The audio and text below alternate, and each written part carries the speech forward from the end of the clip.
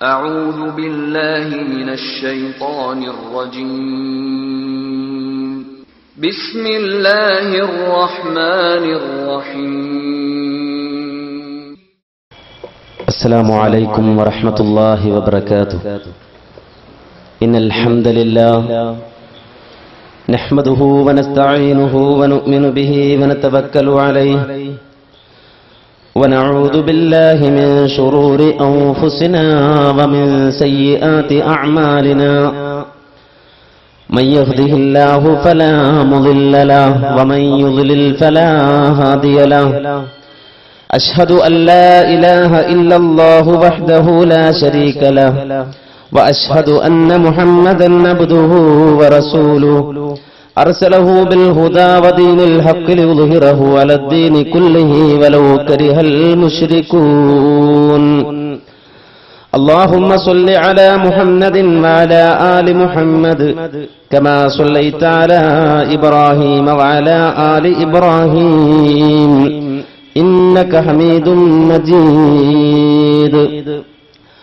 اللهم بارك على محمد وعلى آل محمد كما باركت على إبراهيم وعلى آل إبراهيم إنك حميد مجيد.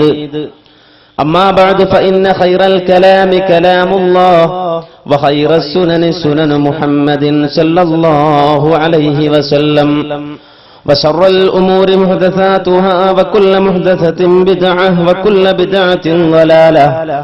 أيها الناس أوصيكم عباد الله ونفسي أولا بتقوى الله. أعوذ بالله من الشيطان الرجيم.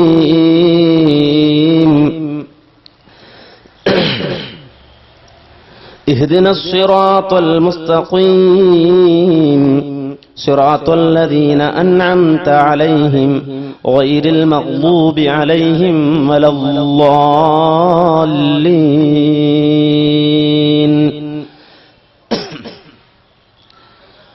ബഹുമാന്യരായ പണ്ഡിതന്മാരെ, സ്നേഹസമ്പന്നരായ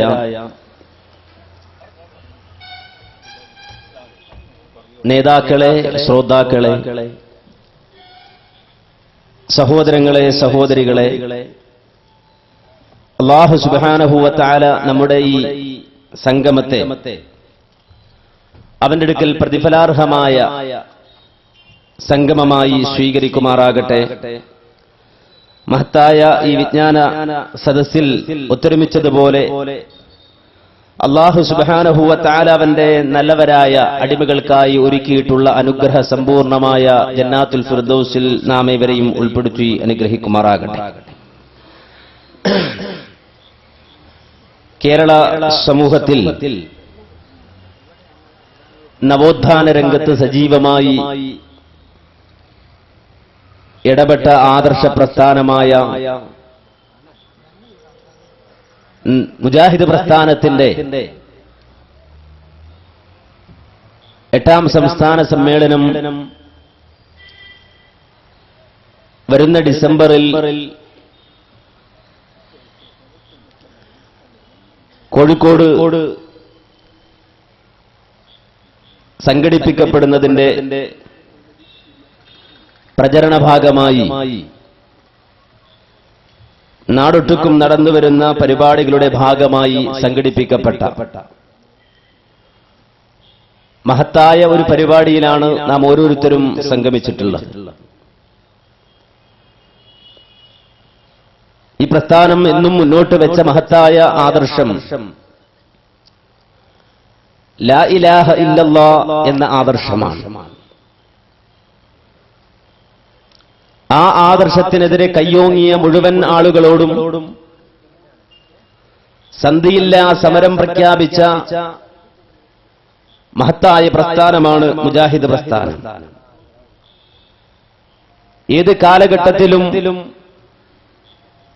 ഈ പ്രസ്ഥാനത്തിന് പ്രത്യക്ഷമായതും പരോക്ഷമായതുമായ എതിരാളികൾ ഉണ്ടായിട്ടുണ്ട്. ആ എതിരാളികളെ കാണേണ്ടതുപോലെ കാണാനും നേരിടേണ്ടതുപോലെ നേരിടാനും ഇരുത്തേണ്ടത് തിരുത്താനും പ്രാപ്തിയുള്ള ഒരു പ്രസ്ഥാനമാണിത്.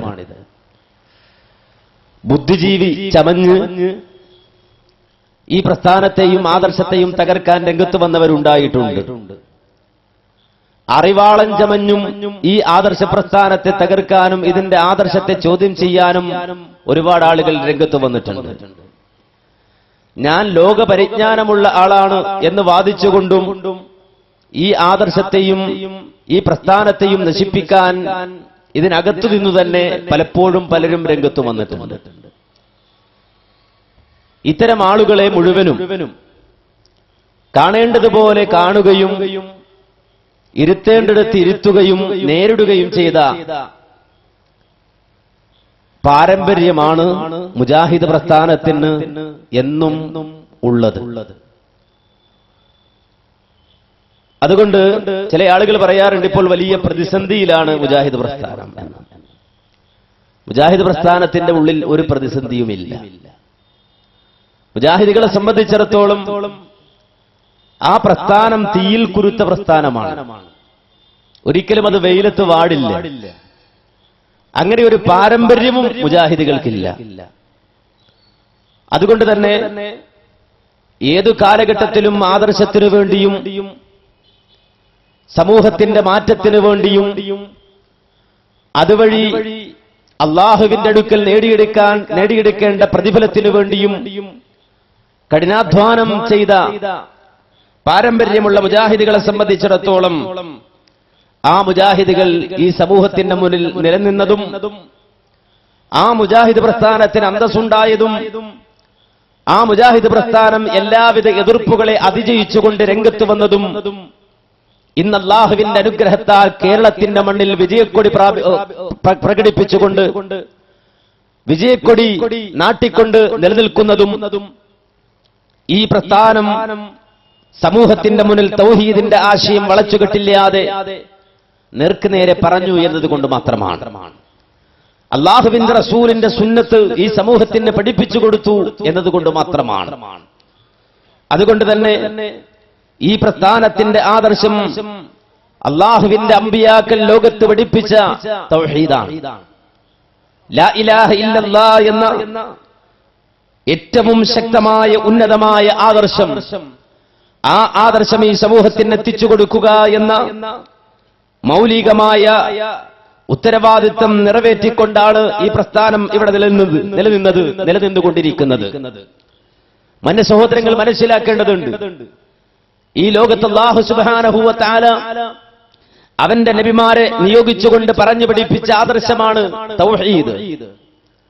ഏതെങ്കിലും ഒരാൾ ഒരു കോളേജിൽ പോയി കുറെ പഠനങ്ങളും ഗവേഷണങ്ങളും മനനങ്ങളും നടത്തി അവസാനം അയാൾ ഒരു ഡോക്ടറായി തിസീസ് സമർപ്പിച്ച് ഡോക്ടറായി പുറത്തു വരുമ്പോ അയാൾക്ക് തോന്നിയ കുറെ സങ്കല്പങ്ങളും ആശയങ്ങളും അല്ല ഇസ്ലാമിലെ തൗഹീദ്.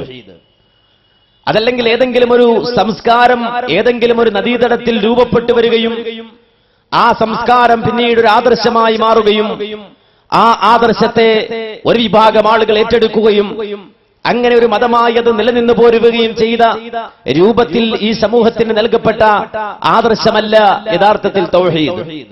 നേരെ മറിച്ച് ആ തൗഹീദ് അല്ലാഹു സുബ്ഹാനഹു വ തആല ലോകത്തിന് പഠിപ്പിച്ച വഹയിലൂടെ എത്തിച്ചു കൊടുത്ത ആദർശമാണ്. അമ്പിയാക്കളാണ് അതിന്റെ വിതരണക്കാർ, അമ്പിയാക്കളാണ് അത് ജനങ്ങൾക്ക് എത്തിച്ചു കൊടുത്തത്. വിശുദ്ധ ഖുർആനിൽ അല്ലാഹു സുബ്ഹാനഹു വ തആല വളരെ വ്യക്തമായി പറഞ്ഞു, وما أرسلنا من قبلك من رسول إلا نوحي إليه أنه لا إله إلا أنا فاعبدون. ഓ മുഹമ്മദ് നബിയെ, താങ്കൾക്ക് മുമ്പ് ഒരു പ്രവാചകനെയും നാം നിയോഗിച്ചിട്ടില്ല. എങ്ങനെയല്ലാതെ ഇല്ലാ നൂഹി ഇലൈഹി, ആ പ്രവാചകനിലേക്ക് വഹി നൽകിയിട്ടല്ലാതെ, ബോധനം നൽകിയിട്ടല്ലാതെ. എന്താണ് പ്രവാചകന്മാർക്കെങ്കിലും ബോധനം നൽകപ്പെട്ട മഹത്തായ ആ സംഗതി? അന്നഹു നിശ്ചയമായും കാര്യം ലാ ഇലാഹ ഇല്ലാ അന ഫഅബ്ദൂൻ, എനിക്ക് മാത്രം ഇബാദത്ത് ചെയ്യണം, എന്നെ മാത്രം ആരാധിക്കണം, ഞാനല്ലാതെ വേറെ ഒരു ഇലാഹില്ല, ആരാധ്യനില്ല എന്ന സന്ദേശം നൽകപ്പെടാത്ത ഒരു പ്രവാചകനും ലോകത്ത് കഴിഞ്ഞുപോയിട്ടില്ല എന്ന് വിശുദ്ധ ഖുർആനിലൂടെ അല്ലാഹു സുബ്ഹാനഹു വ തആല പ്രഖ്യാപിക്കുമ്പോൾ തൗഹീദിന്റെ മഹത്വം, ലാ ഇലാഹ ഇല്ലല്ലാഹയുടെ മഹത്വമാണ് അല്ലാഹു അതിലൂടെ വിളംബരം ചെയ്യുന്നത്. എന്നാൽ ലോകത്ത് നമുക്കറിയാം ലാ ഇലാഹ ഇല്ലല്ലാഹ് എന്ന മഹത്തായ ആദർശത്തിനെതിരെ പല ആളുകളും രംഗത്ത് വന്നിട്ടുണ്ട്. ലാ ഇലാഹ ഇല്ലല്ലാഹ് എന്ന ആദർശം, അതിനെതിരെ രംഗത്ത് വന്ന ആളുകളെ സംബന്ധിച്ചിടത്തോളം അവർ അല്ലാഹുവിനെ അറിയാത്തവരല്ല, അല്ലാഹുവിനെ കുറിച്ച് മനസ്സിലാക്കാത്തവരല്ല, അല്ലാഹുവിന്റെ മഹത്വം അറിയാത്തവരല്ല, അല്ലാഹുവിന്റെ മഹത്വം പ്രഘോഷിക്കാത്തവരുമല്ല. നേരെ മറിച്ച് വിശുദ്ധ ഖുർആൻ പറഞ്ഞത് അതേ വകഅയ്യിൻ മിൻ ആയത്തിൻ ഫിസ് സമാവാതി വൽ അർളി യമറൂന അലൈഹാ വഹും അൻഹാ മുഅ്രിദൂൻ വമാ യുഅ്മിനു അക്സറുഹും ബില്ലാഹി ഇല്ലാ വഹും മുശ്രികൂൻ. വിശുദ്ധ ഖുർആൻ പറയുകയാണ്, എത്രയെത്ര ദൃഷ്ടാന്തങ്ങളിലൂടെ അവർ അത് കണ്ടുകൊണ്ട് അതിൽ നിന്ന് തിരിഞ്ഞു കളയുന്ന അവസ്ഥയിൽ അവർ നടന്നു നീങ്ങുകയാണ്.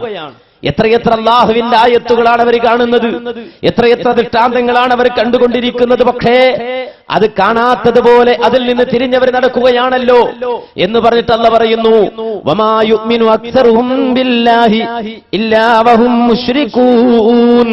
അവരിലധികം ആളുകളും അല്ലാഹുവിൽ വിശ്വസിക്കുന്നില്ല, അവരിലധികം ആളുകളും അല്ലാഹുവിൽ വിശ്വസിക്കുന്നില്ല.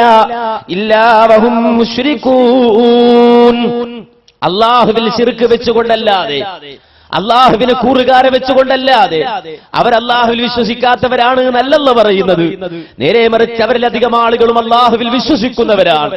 അല്ലാഹുവിൽ വിശ്വസിക്കുമ്പോൾ തന്നെ വഹും മുശ്രികൂൻ, അവർ ശിർക്ക് ചെയ്തുകൊണ്ടാണ് അല്ലാഹുവിൽ വിശ്വസിക്കുന്നത് എന്ന് വളരെ വ്യക്തമായി വിശുദ്ധ ഖുർആൻ പറയുകയാണ്. എന്നിട്ട് അവരോട് അല്ലാഹു ചോദിക്കുന്നു, അല്ല അഫ അമിനു അൻ തഅതിയഹും മാശിയത്തും മിൻ അദാബില്ലാഹി ഔ തഅതിയഹുമുസ് സാഅതു ബഗ്തതൻ വഹും ലാ യശ്ഉറൂൻ. അല്ല, അവർക്ക് വളരെ വേഗത്തിൽ വന്നു പിടിപെടുന്ന ആ ലോക അവസാനത്തെ അല്ലാതെ മറ്റെന്തെങ്കിലും അവർക്ക് പ്രതീക്ഷിക്കാനുണ്ടോ? അവർക്ക് വന്നു പിടിപെടുന്ന ശക്തമായ ശിക്ഷ, ആ അദാബിനെ അല്ലാതെ അവർക്ക് ആ അദാബ് അവർക്ക് വന്നു പിടിപെടുമ്പോ ആ വന്നു പിടിപെടുന്ന ശിക്ഷയെ തൊട്ട് അവർ നിർഭയരാണോ? ആ അല്ലാഹുവിന്റെ അപാരമായ ശിക്ഷ അവരിൽ വന്നു ഭവിക്കുന്നതിനെ തൊട്ട് അവർ നിർഭയരാണോ? ലോകാവസാനം അവരിൽ സംഭവിക്കുന്നതിനെ തൊട്ട് അവർ ഒന്നും അറിയാതിരിക്കുന്ന ഘട്ടത്തിൽ, അവർ ചിന്തിക്കാതിരിക്കുന്ന ഘട്ടത്തിൽ ആ ശിക്ഷ അവർക്ക് വന്നു പിടിപെടുന്നതിൽ നിന്ന്, ലോകാവസാനം വന്നു ഭവിക്കുന്നതിൽ നിന്ന് അവർ നിർഭയരാണോ എന്ന് വിശുദ്ധ ഖുർആൻ ചോദിച്ചിട്ട് പ്രവാചകൻ മുഹമ്മദ് മുസ്തഫ സല്ലല്ലാഹു അലൈഹി വസല്ലമയോടും നബി സല്ലല്ലാഹു അലൈഹി വസല്ലമയോടും അതുവഴി ലോകത്തുള്ള മുഴുവൻ വിശ്വാസികളോടുമായി പ്രഖ്യാപിക്കാൻ അല്ലാഹു പറയുന്നു, ഖുൽ, നബിയെ താങ്കൾ പറയണേ, ഓ വിശ്വാസികളെ നിങ്ങൾ പറയണേ. ആ നിലയിൽ അല്ലാഹു സുബ്ഹാനഹു വ തആല പ്രവാചകനെ കൊണ്ട് വിശ്വാസി സമൂഹത്തിന്റെ മുദ്രാവാക്യം, അവരുടെ നിലപാടെന്തെന്ന് പറയുന്നു, പഠിപ്പിക്കുന്നു. എന്താ നിലപാട്? ഹാദിഹി സബീലി, ഇതാണെന്റെ വഴി, ഇതാണെന്റെ പാത, ഇതാണെന്റെ മാർഗം. അദൂ ഇലല്ലാഹ്, അദൂ ഇലല്ലാഹ്, ഞാൻ നിങ്ങളെ അല്ലാഹുവിലേക്ക് വിളിക്കുന്നു. ഞാൻ നിങ്ങളെ വിളിക്കാൻ വന്നത് ഏതെങ്കിലും ഒരു ഖബറിന്റെ സമീപത്തേക്കല്ല, ഞാൻ നിങ്ങളെ വിളിക്കുന്നത് ഏതെങ്കിലും ഒരു മരത്തിന്റെ ചുവട്ടിലേക്കല്ല, ഞാൻ നിങ്ങളെ വിളിക്കുന്നത് ഏതെങ്കിലും ഒരു മഹാന്റെ കാൽ കീഴിലേക്കല്ല, ഞാൻ നിങ്ങളെ വിളിക്കുന്നത് ഏതെങ്കിലും ആലയത്തിലേക്കല്ല, ഞാൻ നിങ്ങളെ വിളിക്കുന്നത് ഏതെങ്കിലും ഒരു ജിന്നിലേക്കല്ല, ഞാൻ നിങ്ങളെ വിളിക്കുന്നത് ഏതെങ്കിലും ഒരു ശൈത്വാനിലേക്കല്ല. നേരെ മറിച്ച് അദൂ ഇലല്ലാഹ്, ഞാൻ നിങ്ങളെ വിളിക്കുന്നത് അല്ലാഹുവിലേക്കാണ്, റബ്ബിലേക്കാണെന്ന് പറയൂ നബിയേ. അല്ലാഹു പറയുകയാണ് നബിയോട് പറയാൻ, നബിയോട് പ്രഖ്യാപിക്കാൻ പറയുകയാണ്. ഞാൻ എങ്ങനെ അല്ലാഹുവിലേക്ക് വിളിക്കുമ്പോ ഒരു ദുർബലമായ ഹദീസും ആ ഹദീസിന്റെ പിന്നാലെ വന്ന കുറെ ഖീലകളും ഖാലകളും മുന്നിൽ വെച്ചിട്ടല്ല വിളിക്കുന്നത്. ദുർബല ഹദീസല്ല എന്റെ പ്രമാണം, നേരെ മറിച്ച് അലാ ബസീറ, അലാ ബസീറ, അലാ ബസീറ, വ്യക്തമായ തെളിവ് മുന്നിൽ വെച്ചുകൊണ്ടാണ്, ഉൾക്കാഴ്ചയോടുകൂടിയാണ്, അള്ളാഹുവിന്റെ വഹി മുന്നിൽ വെച്ചുകൊണ്ടാണ്, റസൂലുള്ളയുടേതെന്ന് സ്ഥിരപ്പെട്ട വഹിയിലൂടെയാണ് ഞാൻ അള്ളാഹുവിലേക്ക് നിങ്ങളെ വിളിക്കുന്നത്. അന വമനിത്തബഅനി, പ്രവാചകനായ ഞാനും എന്നെ പിൻപറ്റിയ ആളുകളും ഇതേ നിലപാടുള്ളവരാണ് എന്ന് പറയൂ നബിയേ എന്നല്ല പറയുന്നു. വസുബ്ഹാനല്ലാഹി വമാ അന മിനൽ മുശ്രിക്കീൻ. അള്ളാഹു പരമപരിശുദ്ധനാണ്. അള്ളാഹുവിന്റെ പരിശുദ്ധിയെ ഞാൻ വാഴ്ത്തുകയാണ്. ഞാൻ ഒരിക്കലും ശിർക്ക് ചെയ്യുന്നവനല്ല, ഞാൻ ശിർക്കുമായി ബന്ധപ്പെടുന്നവനല്ല എന്ന് പറയൂ എന്ന് അള്ളാഹു സുബ്ഹാനഹു വ തആല പ്രവാചകനോടും അതുവഴി ലോകത്തുള്ള വിശ്വാസി സമൂഹത്തോടും പറയുകയാണെങ്കിൽ, മാന്യ സഹോദരങ്ങളെ, ഈ ആദർശ പ്രസ്ഥാനത്തിന്റെ നിലപാട്, തൗഹീദ് പ്രസ്ഥാനത്തിന്റെ നിലപാട് ഞങ്ങൾ വിളിക്കുന്നു അള്ളാഹുവിലേക്ക്, റബ്ബിലേക്ക്, തൗഹീദിലേക്ക്, ആ റബ്ബിന്റെ വഹ്ദാനിയത്തിലേക്ക്. അതിൽ മാറ്റമില്ല. ഞങ്ങളുടെ പ്രമാണം അള്ളാഹുവിന്റെ ഖുർആനാണ്. പിന്നെയോ സ്വഹീഹായ ഹദീസുമാണ്. ആ ഖുർആനിന്റെയും സ്വഹീഹായ ഹദീസിന്റെയും അടിസ്ഥാനത്തിൽ അല്ലാഹുവിലേക്ക് ഞങ്ങൾ വിളിക്കുകയാണ്. സ്വാഭാവികമായും പലരും ഞങ്ങൾക്ക് എതിരാളികളായി ഉണ്ടാകും. വിഗ്രഹത്തെ ആരാധിക്കുന്നവരുണ്ട്, അതുപോലെ തന്നെ മലക്കുകളെ പൂജിക്കുന്നവരുണ്ട്, സൂര്യചന്ദ്ര നക്ഷത്രാദികളെ ആരാധിക്കുന്നവരുണ്ട്. അവരോടെല്ലാം ഞങ്ങളുടെ നിലപാട് വളരെ വ്യക്തമായി വിശുദ്ധ ഖുർആനിന്റെ ആയത്തുകളുടെയും ഹദീസുകളുടെയും അടിസ്ഥാനത്തിൽ മുജാഹിദുകൾ എന്നും പറഞ്ഞു പോന്നിട്ടുണ്ട്. മുജാഹിദുകൾ പറഞ്ഞുകൊണ്ടേയിരിക്കുന്നുണ്ട്. ലോകാവസാനം വരെ അനുസൂതമായി തുടരുക തന്നെ ചെയ്യുമെന്ന കാര്യത്തിൽ മാന്യ സഹോദരങ്ങളെ യാതൊരുവിധ സംശയവുമില്ല. ലാ ഇലാഹ ഇല്ലല്ലാഹ് എന്ന സുന്ദരമായ ആദർശം, കലർപ്പില്ലാത്ത തെളിമയാർന്ന ആദർശം, ലോകത്തെ ഏത് കാലഘട്ടത്തിലും അത് പറയുമ്പോ അതിന് മറുപടികൾ വന്നിട്ടുണ്ട്. എതിരാളികൾ രംഗത്ത് വന്നിട്ടുണ്ട്. ഓരോ ന്യായങ്ങൾ കൊണ്ടുവന്ന് മുജാഹിദ് പ്രസ്ഥാനത്തെ ഇന്ന് നേരിടുന്നത് പോലെ തൗഹീദിന്റെ ആളുകളെ ഏത് കാലഘട്ടത്തിലും നേരിട്ടിട്ടുണ്ട്. നൂഹ് അലൈഹിസ്സലാത്തു വസ്സലാം തൗഹീദ് പറഞ്ഞപ്പോ മറുപടി പ്രസംഗങ്ങൾ എന്താ? മറുപടി പ്രസംഗം എന്താ അവർക്ക് പറയാനുള്ളത്? ലാ തദറുന്ന ആലിഹതകും വലാ തദറുന്ന വദ്ദൻ വലാ സുവാഅ വലാ യഗൂത വയഊഖ വനസ്റാ. നിങ്ങൾ വദ്ദിനെ വിടല്ല മനുഷ്യരെ, യഊസനെയും യഊഖനെയും നസ്റിനെയും വിടല്ല മനുഷ്യരെ. ആരാ പറയുന്നത്? നൂഹ് അലൈഹിസ്സലാത്തു വസ്സലാമിന്റെ എതിരാളികൾ. നൂഹ് പറയുന്നത് കേട്ട് പിഴച്ചു പോകല്ല, നേരെ മറിച്ച് വദ്ദ് നമുക്ക് വേണം, യഊസും വേണം, സുബാവും വേണം, യഊഖും വേണം, നസ്റും വേണം. അവർ ആരാധിച്ചിരുന്ന ആരാധനാമൂർത്തികളെ സംബന്ധിച്ച് അവർ ന്യായം പറയുകയാണ്. അതുപോലെ തന്നെ മഹാനായ പ്രവാചകൻ ഇബ്രാഹിം അലൈഹിസ്സലാത്തു വസ്സലാം കടന്നു വരുമ്പോ അദ്ദേഹത്തിന്റെ ജീവിതത്തിൽ അദ്ദേഹം സൂര്യനെ ആരാധിക്കുന്നവരെ കാണേണ്ടി വരുന്നു, ചന്ദ്രനെ ആരാധിക്കുന്നവരെ കാണേണ്ടി വരുന്നു. സ്വാഭാവികമായും അവർക്കെതിരെയും ഇബ്രാഹിം അലൈഹിസ്സലാത്തു വസ്സലാം സംസാരിക്കുകയാണ്. മഹാനായ മുഹമ്മദ് മുസ്തഫ സല്ലല്ലാഹു അലൈഹി വസല്ലമയും അത്തരം ആളുകളെ കാണുകയാണ്, അവർക്കെതിരെ സംസാരിക്കേണ്ടി വരികയാണ്. ഒരിക്കലും അത് അവരോടുള്ള ദേഷ്യം കൊണ്ടല്ല, വെറുപ്പ് കൊണ്ടല്ല, നേരെ മറിച്ച് അല്ലാഹുവിനോടുള്ള ഹുബ്ബ് കൊണ്ടും തൗഹീദിനോടുള്ള ഇഷ്ടം കൊണ്ടും അവർക്കെതിരെ സംസാരിച്ചുകൊണ്ട് തൗഹീദിലേക്ക് അവരെ വിളിക്കേണ്ടി വരികയാണ്. അവരോട് വിശുദ്ധ ഖുർആനിന്റെ ആയത്തുകൾ ഓതിക്കൊടുക്കേണ്ടി വരികയാണ്.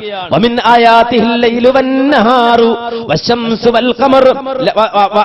വൽ ഖമർ ലാ തസ്ജുദൂ للشمس ولا للقمر واسجدوا لله الذي خلقهن إن كنتم إياه تعبدون ومن آياته الليل والنهار.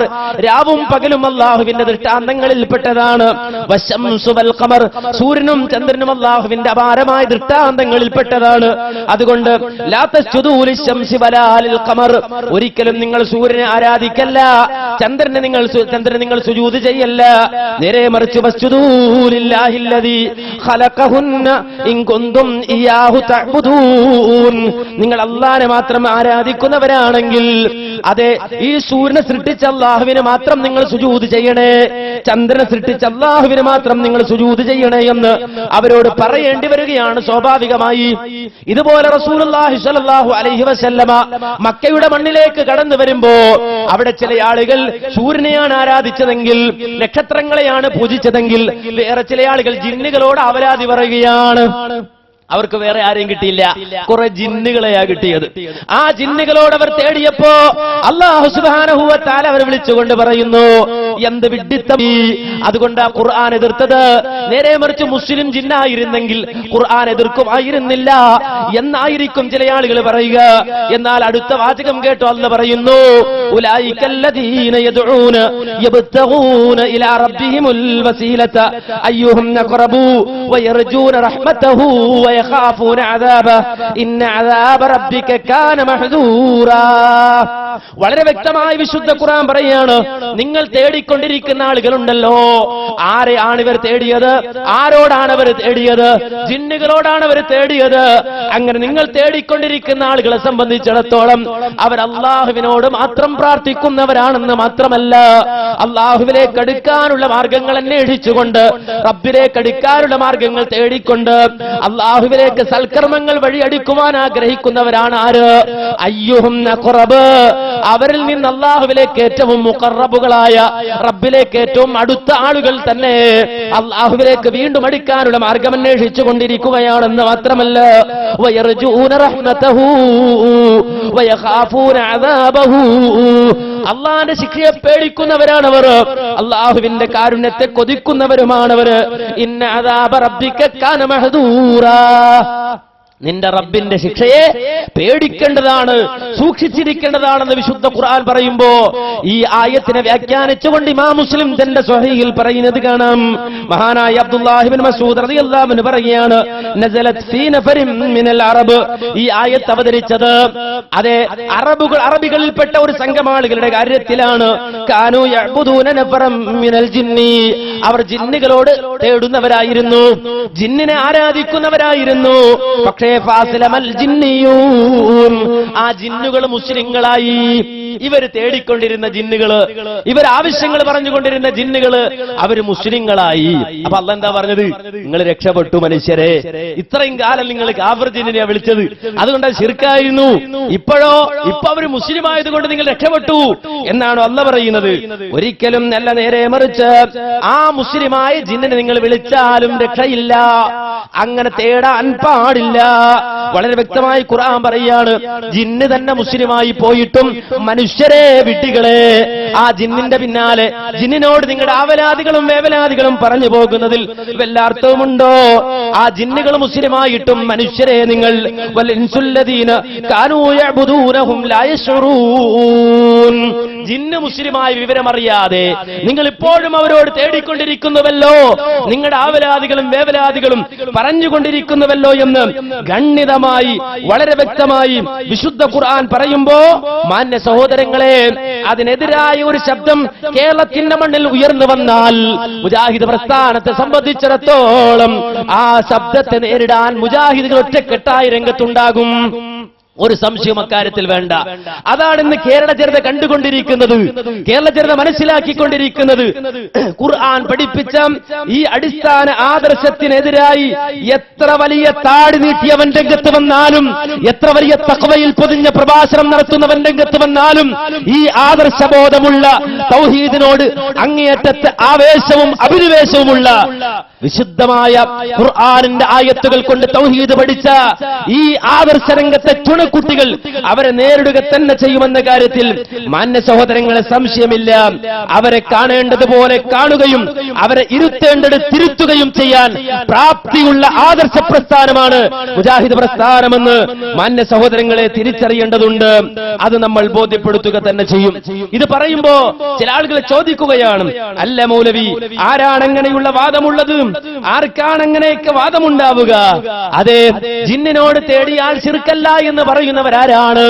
ഇവിടെ ചില ആളുകൾ രംഗത്ത് വന്നുകൊണ്ട് അവർ ആവേശത്തോടെ പറയാണ്, അങ്ങനെ ആരും വാദിക്കുന്നില്ല, ആരോപണമാണ്, ആരോപണമാണ്, ശിർക്ക് ആരോപണം നടത്തുകയാണ്, ശിർക്ക് ആരോപണം നടത്തുകയാണ്. മുജാഹിദുകളെ സംബന്ധിച്ചിടത്തോളം ഏത് കാലഘട്ടത്തിൽ മുജാഹിദുകൾ തൗഹീദ് പറഞ്ഞോ ആ കാലഘട്ടത്തിലെല്ലാം മുജാഹിദുകൾ കേട്ട ഒരു വിമർശനമാണിത്. നമ്മുടെ നാട്ടിലെ മഹല്ലിൽ സഹോദരങ്ങളെ, നാം പറഞ്ഞു വന്നത്, ചില ആളുകൾ പറയുന്നത് ഇങ്ങനൊരു വാദം അല്ലെങ്കിൽ ഇങ്ങനെ തേടിയാൽ അത് ശിർക്കല്ല എന്നൊരു വാദം ആർക്കാണുള്ളത്? അത് വെറും ഒരു ആരോപണമാണ്, ശിർക്ക് ആരോപണമാണ് എന്നാണ്. അതാണ് ഞാൻ പറഞ്ഞത്. ഏത് പ്രദേശത്ത് മുജാഹിദ് പ്രസ്ഥാനം തൗഹീദ് പ്രഭാഷണം നടത്തിയാലും പിറ്റേന്ന് മറുപടി പറയും.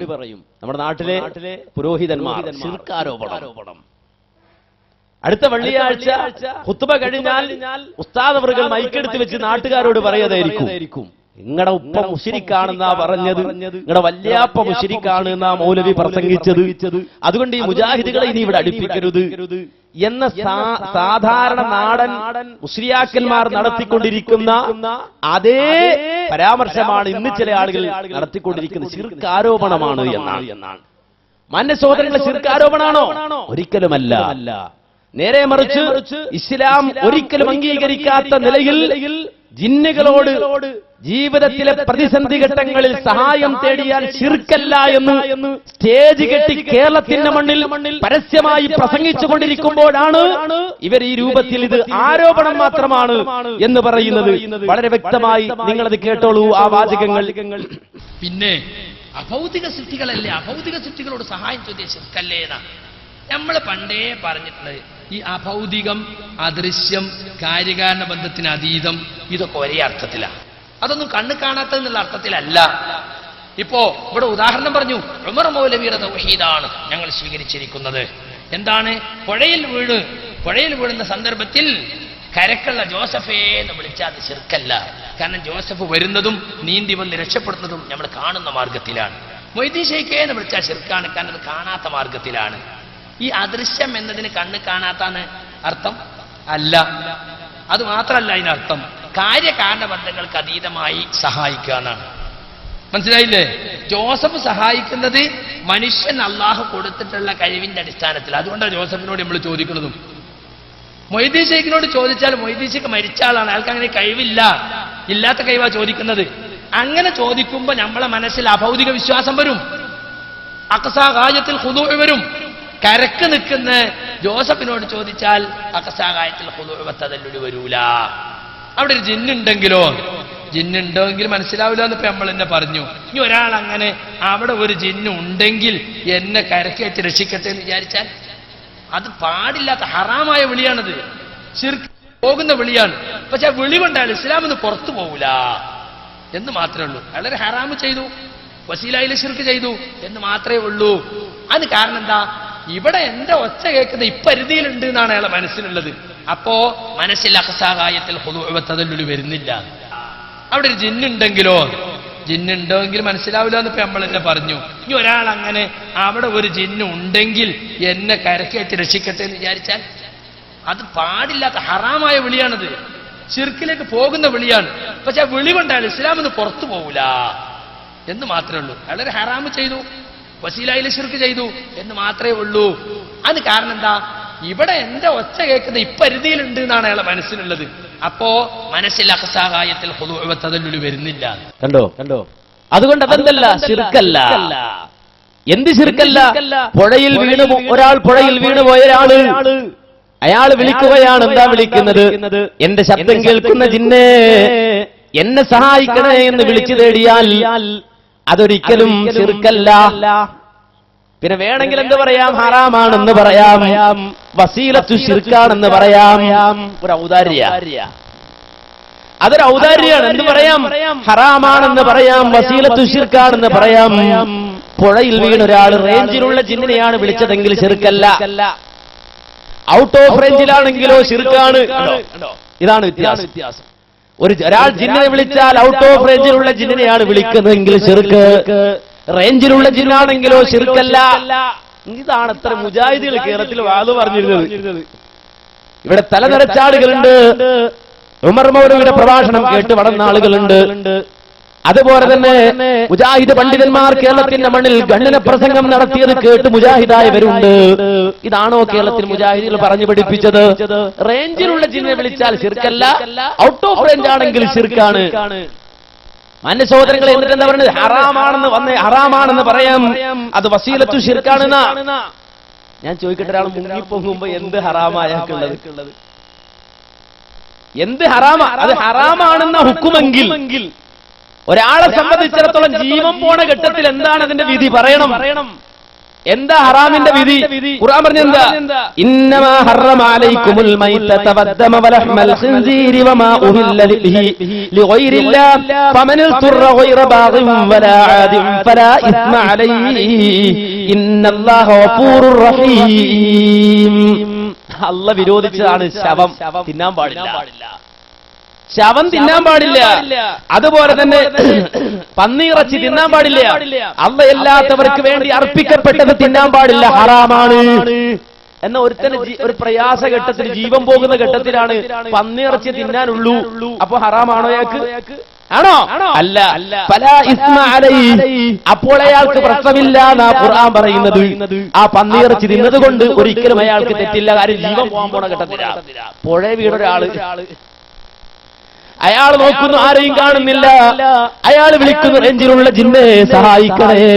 ഔട്ട് ഓഫ് റേഞ്ച് അല്ല, ശബ്ദം കേൾക്കുന്ന ജിന്നെ സഹായിക്കണേ എന്ന് പറഞ്ഞാൽ അത് ശിർക്കല്ല, ഹറാമാണ്. വസീലത്ത് ശിർക്കാന്ന് പറഞ്ഞാൽ ഈ മുസ്തറിനെ സംബന്ധിച്ചിടത്തോളം പ്രയാസത്തിലകപ്പെട്ടു പോയ ജീവൻ പോണ ഘട്ടത്തിൽ അയാൾ ചെയ്താൽ അത് ഹറാമാകുമോ? അത് ഹറാമാകുമോ? പറയണം മറുപടി. ഹറാമാകുമോ? പറയണം. അത് ശിർക്കല്ല, ഹറാമേ ആകൂന്നാ പറഞ്ഞത്. മാന്യ സഹോദരങ്ങളെ, അപകടകരമായ വാദമല്ലേ കേരളത്തിൽ പറഞ്ഞത്? ഇതൊരു സലഫി പറയുമോ? ഇത് സലഫിയത്താണോ? ചില ആളുകൾ മനസ്സിലാക്കിയത് താടി വളർത്തിയാൽ മതി സലഫിയത്താകുന്ന ചില സാധുക്കൾ വിചാരിച്ചത്. താടി വളർത്തിയത് കൊണ്ട് മാത്രം സലഫിയത്തുണ്ടാകൂല, മനസ്സിലാക്കിക്കോ. അങ്ങനെയാണെങ്കിൽ ഒരുപാട് ആളുകൾക്ക് സലഫിയത്തുണ്ടാകണം. താടി വളർത്തി തൗഹീദില്ലാതെ ഞാൻ സലഫിയാണെന്ന് പറഞ്ഞു തന്നാൽ അവൻ സലഫിയല്ല. പഠിച്ചു വെച്ചോ, മനസ്സിലാക്കിക്കോ. തൗഹീദ് ഒന്ന്, അതാണ് സലഫിയത്തിന്റെ അടയാളം. ലാ ഇലാഹ ഇല്ലല്ലാഹ് എന്ന ആ അടിസ്ഥാനം, അതാണ് ഒന്നാമതായി വേണ്ടത്. പഠിച്ചു വെച്ചോ, മനസ്സിലാക്കിക്കോ. എന്നിട്ട് പറയാണ്, ഇത് നമ്മൾ പുറത്തിട്ടപ്പോ എന്താ പറഞ്ഞതറിയോ? നമ്മുടെ പുളിക്കൽ മുമ്പ് ഒരു പരിപാടിയിൽ ഞാനിത് കാണിച്ചു. ഇപ്പൊ എളുപ്പമാണ് പറയാൻ, ക്ലിപ്പ് മുറിച്ചതാണ്. മുറിക്കാതെ പൊന്നാര മക്കളെ ക്ലിപ്പ് ഉണ്ടാവൂല. ക്ലിപ്പ് മുറിച്ചത് തന്നെയാണ്. മുറിക്കാതെ എങ്ങനെ ക്ലിപ്പ് ഉണ്ടാവില്ല? എന്നാ നിങ്ങളുടെ ആശയത്തിൽ നിന്ന്, നിങ്ങൾ പറഞ്ഞ ആശയത്തിൽ നിന്ന് തെറ്റിച്ച ഒരു വാക്കുണ്ടോ അതിൽ? ഉണ്ടെങ്കിൽ നിങ്ങൾ വിശദീകരിക്കണം, ഇട്ട് കാണിക്കണം. ഈ CD, ഇപ്പോൾ കണ്ട CD തൃശൂർ പ്രസംഗത്തിന്റെ CD-യിൽ നിന്നുള്ളതാണ്. ഈ രംഗം നിങ്ങൾ കണ്ട രംഗം ഇദ്ദേഹം തൃശൂർ നടത്തിയ പ്രസംഗത്തിന്റെ ഭാഗമാണ്. ബാക്കി ഞാൻ മുറിച്ചിട്ടുണ്ടോ? കൊണ്ടുവന്ന് കാണിച്ചു കൊടുക്കണം. എന്നിട്ട് ഈ പുളിക്കൽ വന്ന് കളവ് പറഞ്ഞില്ലേ മൗലവി സക്കരിയ മൗലവി? പുളിക്കൽ വന്ന് കളവ് പറഞ്ഞില്ലേ? ഈ നാട്ടിലുള്ള മനുഷ്യരെ മുഴുവൻ കബളിപ്പിച്ചു പോയില്ലേ? ഈ നാട്ടിലുള്ള മുഴുവൻ ആളുകളെയും കബളിപ്പിച്ചു പോവുകയാണ്. എന്താ അദ്ദേഹം പറയുന്നറിയോ? അദ്ദേഹം പറഞ്ഞ വാചകം കേട്ടോളൂ. പുളിക്കൽ വെച്ച് അദ്ദേഹം നടത്തിയ പ്രസംഗത്തിൽ നിന്ന് അതിൽ പ്രധാനപ്പെട്ട വിഷയമാണ് പുഴയിൽ വീഴുന്ന സമയത്തില് ഇന്നത്തെ വിചിന്തനത്തിൽ പോലും പറഞ്ഞിരിക്കുന്നത് എന്താ? പുഴയിൽ മുങ്ങിച്ചാകാൻ പോകുന്ന സമയത്ത് പുതിയ വാദങ്ങൾ ആശങ്കാജനെന്ന് കാസർഗോഡ് ഇന്നലെ ഞാൻ വായിച്ചതാ, ഇന്നലെ വരാത്തവർക്ക് വേണ്ടി വായിക്കാം. പുഴയിൽ മുങ്ങി മരിക്കാൻ തുടങ്ങുന്ന ഒരു വ്യക്തി പ്രാണരക്ഷാർത്ഥം ജിന്നിനെ വിളിച്ച് സഹായം അഭ്യർത്ഥിച്ചാൽ അത് ശിർക്കാവുകയില്ല എന്ന വാദം അതിശയകരമാണ്. ദീർഘകാലം തൗഹീദി പ്രചാരണ രംഗത്തുണ്ടായിരുന്ന സക്കരിയ സലാഹിയുടെ ആദർശമാറ്റത്തിൽ ഒരു ഗൂഢാലോചനയുള്ളതായി സംശയിക്കേണ്ടിയിരിക്കുന്നുവെന്ന് പ്രസംഗകർ ചൂണ്ടിക്കാണിച്ചു. കണ്ടോ, ഞാൻ പറഞ്ഞിട്ടില്ല അങ്ങനെ. വഴയിൽ മുങ്ങിച്ചാകാൻ പോകുന്ന വ്യക്തി പ്രാണരക്ഷാർത്ഥം ജിന്നിനെ വിളിച്ചാൽ ശിർക്കാണ്. പച്ചനുണ എന്റെ പേരിൽ അച്ചടിച്ചു വിട്ട വിചിന്തനം പത്രാധിപരെ, വിചിന്തനത്തിന്റെ നേതാക്കളെ, നാളെ ഇതുമായി ഞാൻ പരലോകത്ത് വരും. നിങ്ങൾക്ക് എന്ത് മറുപടി പറയാനുണ്ടാകും? എനിക്കങ്ങനെ വാദമില്ല സുഹൃത്തുക്കളെ. സംഗതി എന്താണെന്നറിയോ? ഇവരുണ്ടാക്കിയ ആശയക്കുഴപ്പം തീർക്കാൻ വേണ്ടി യാ ഇബാദല്ലാഹ് എന്ന് മരുഭൂമിയിൽ വെച്ച് പറയുന്ന ഹദീസുമായി ബന്ധപ്പെട്ട ചർച്ചയിൽ ഇവർ പറഞ്ഞുണ്ടാക്കിയ ആശയക്കുഴപ്പങ്ങൾ തീർക്കാൻ വേണ്ടി ഞാൻ പറഞ്ഞ ഒരു ഉദാഹരണമാണ്. പുഴയിൽ വീണാലും കുളത്തിൽ വീണാലും മരുഭൂമിയിലായാലും ജനപ്രദേശത്തായാലും യാ അല്ലാഹ് യാ റഹ്മാൻ എന്നാണ് വിളിക്കേണ്ടത്. ഒരു ജിന്നിനെയോ ഒരു മലക്കിനെയോ ഒരു നബിയെയോ ഒരു വലിയനെയോ വിളിക്കാൻ പാടില്ല. വിളിച്ചാൽ അത് ശിർക്കാണ്, കുഫ്റാണ്, ഇസ്ലാം എന്ന് പുറത്തു പോകുന്ന കാര്യമാണ്. കണ്ടോ, ഇയാൾക്ക് നല്ല റുഖിയ നടത്തണം. സംഗതി എന്താണെന്ന് വെച്ചാൽ എന്തോ ബാധിച്ചിട്ടുണ്ട്. ബാധിച്ചു എന്നത് ഉറപ്പാണ്. റുഖിയ നടത്തുക തന്നെ വേണം. അത് നമ്മളിപ്പോ സാധാരണ പറയുന്ന റുഖിയ ശറഈ ഉണ്ട്, അഥവാ ഖുർആന്റെ ആയത്ത് ഓതി ഊതുക, തടവുക, അങ്ങനെ എല്ലാവർക്കും ചെയ്യാൻ റുഖിയ. അത് പറ്റൂല. മൂപ്പര് പറയുന്നത് ഹിഫ്സുർ റഹ്മാന്റെ പ്രത്യേക അടിച്ചറക്കൽ ചികിത്സ തന്നെ നടത്തേണ്ടത് ഇതാ, എങ്കിലും മൂപ്പർക്ക് തൃപ്തിയാവും. അതുകൊണ്ട് അടിച്ചറക്കൽ ചികിത്സ തന്നെ മൂപ്പറ നിലപാടനുസരിച്ചുകൊണ്ട് നടത്തേണ്ടതാണ്.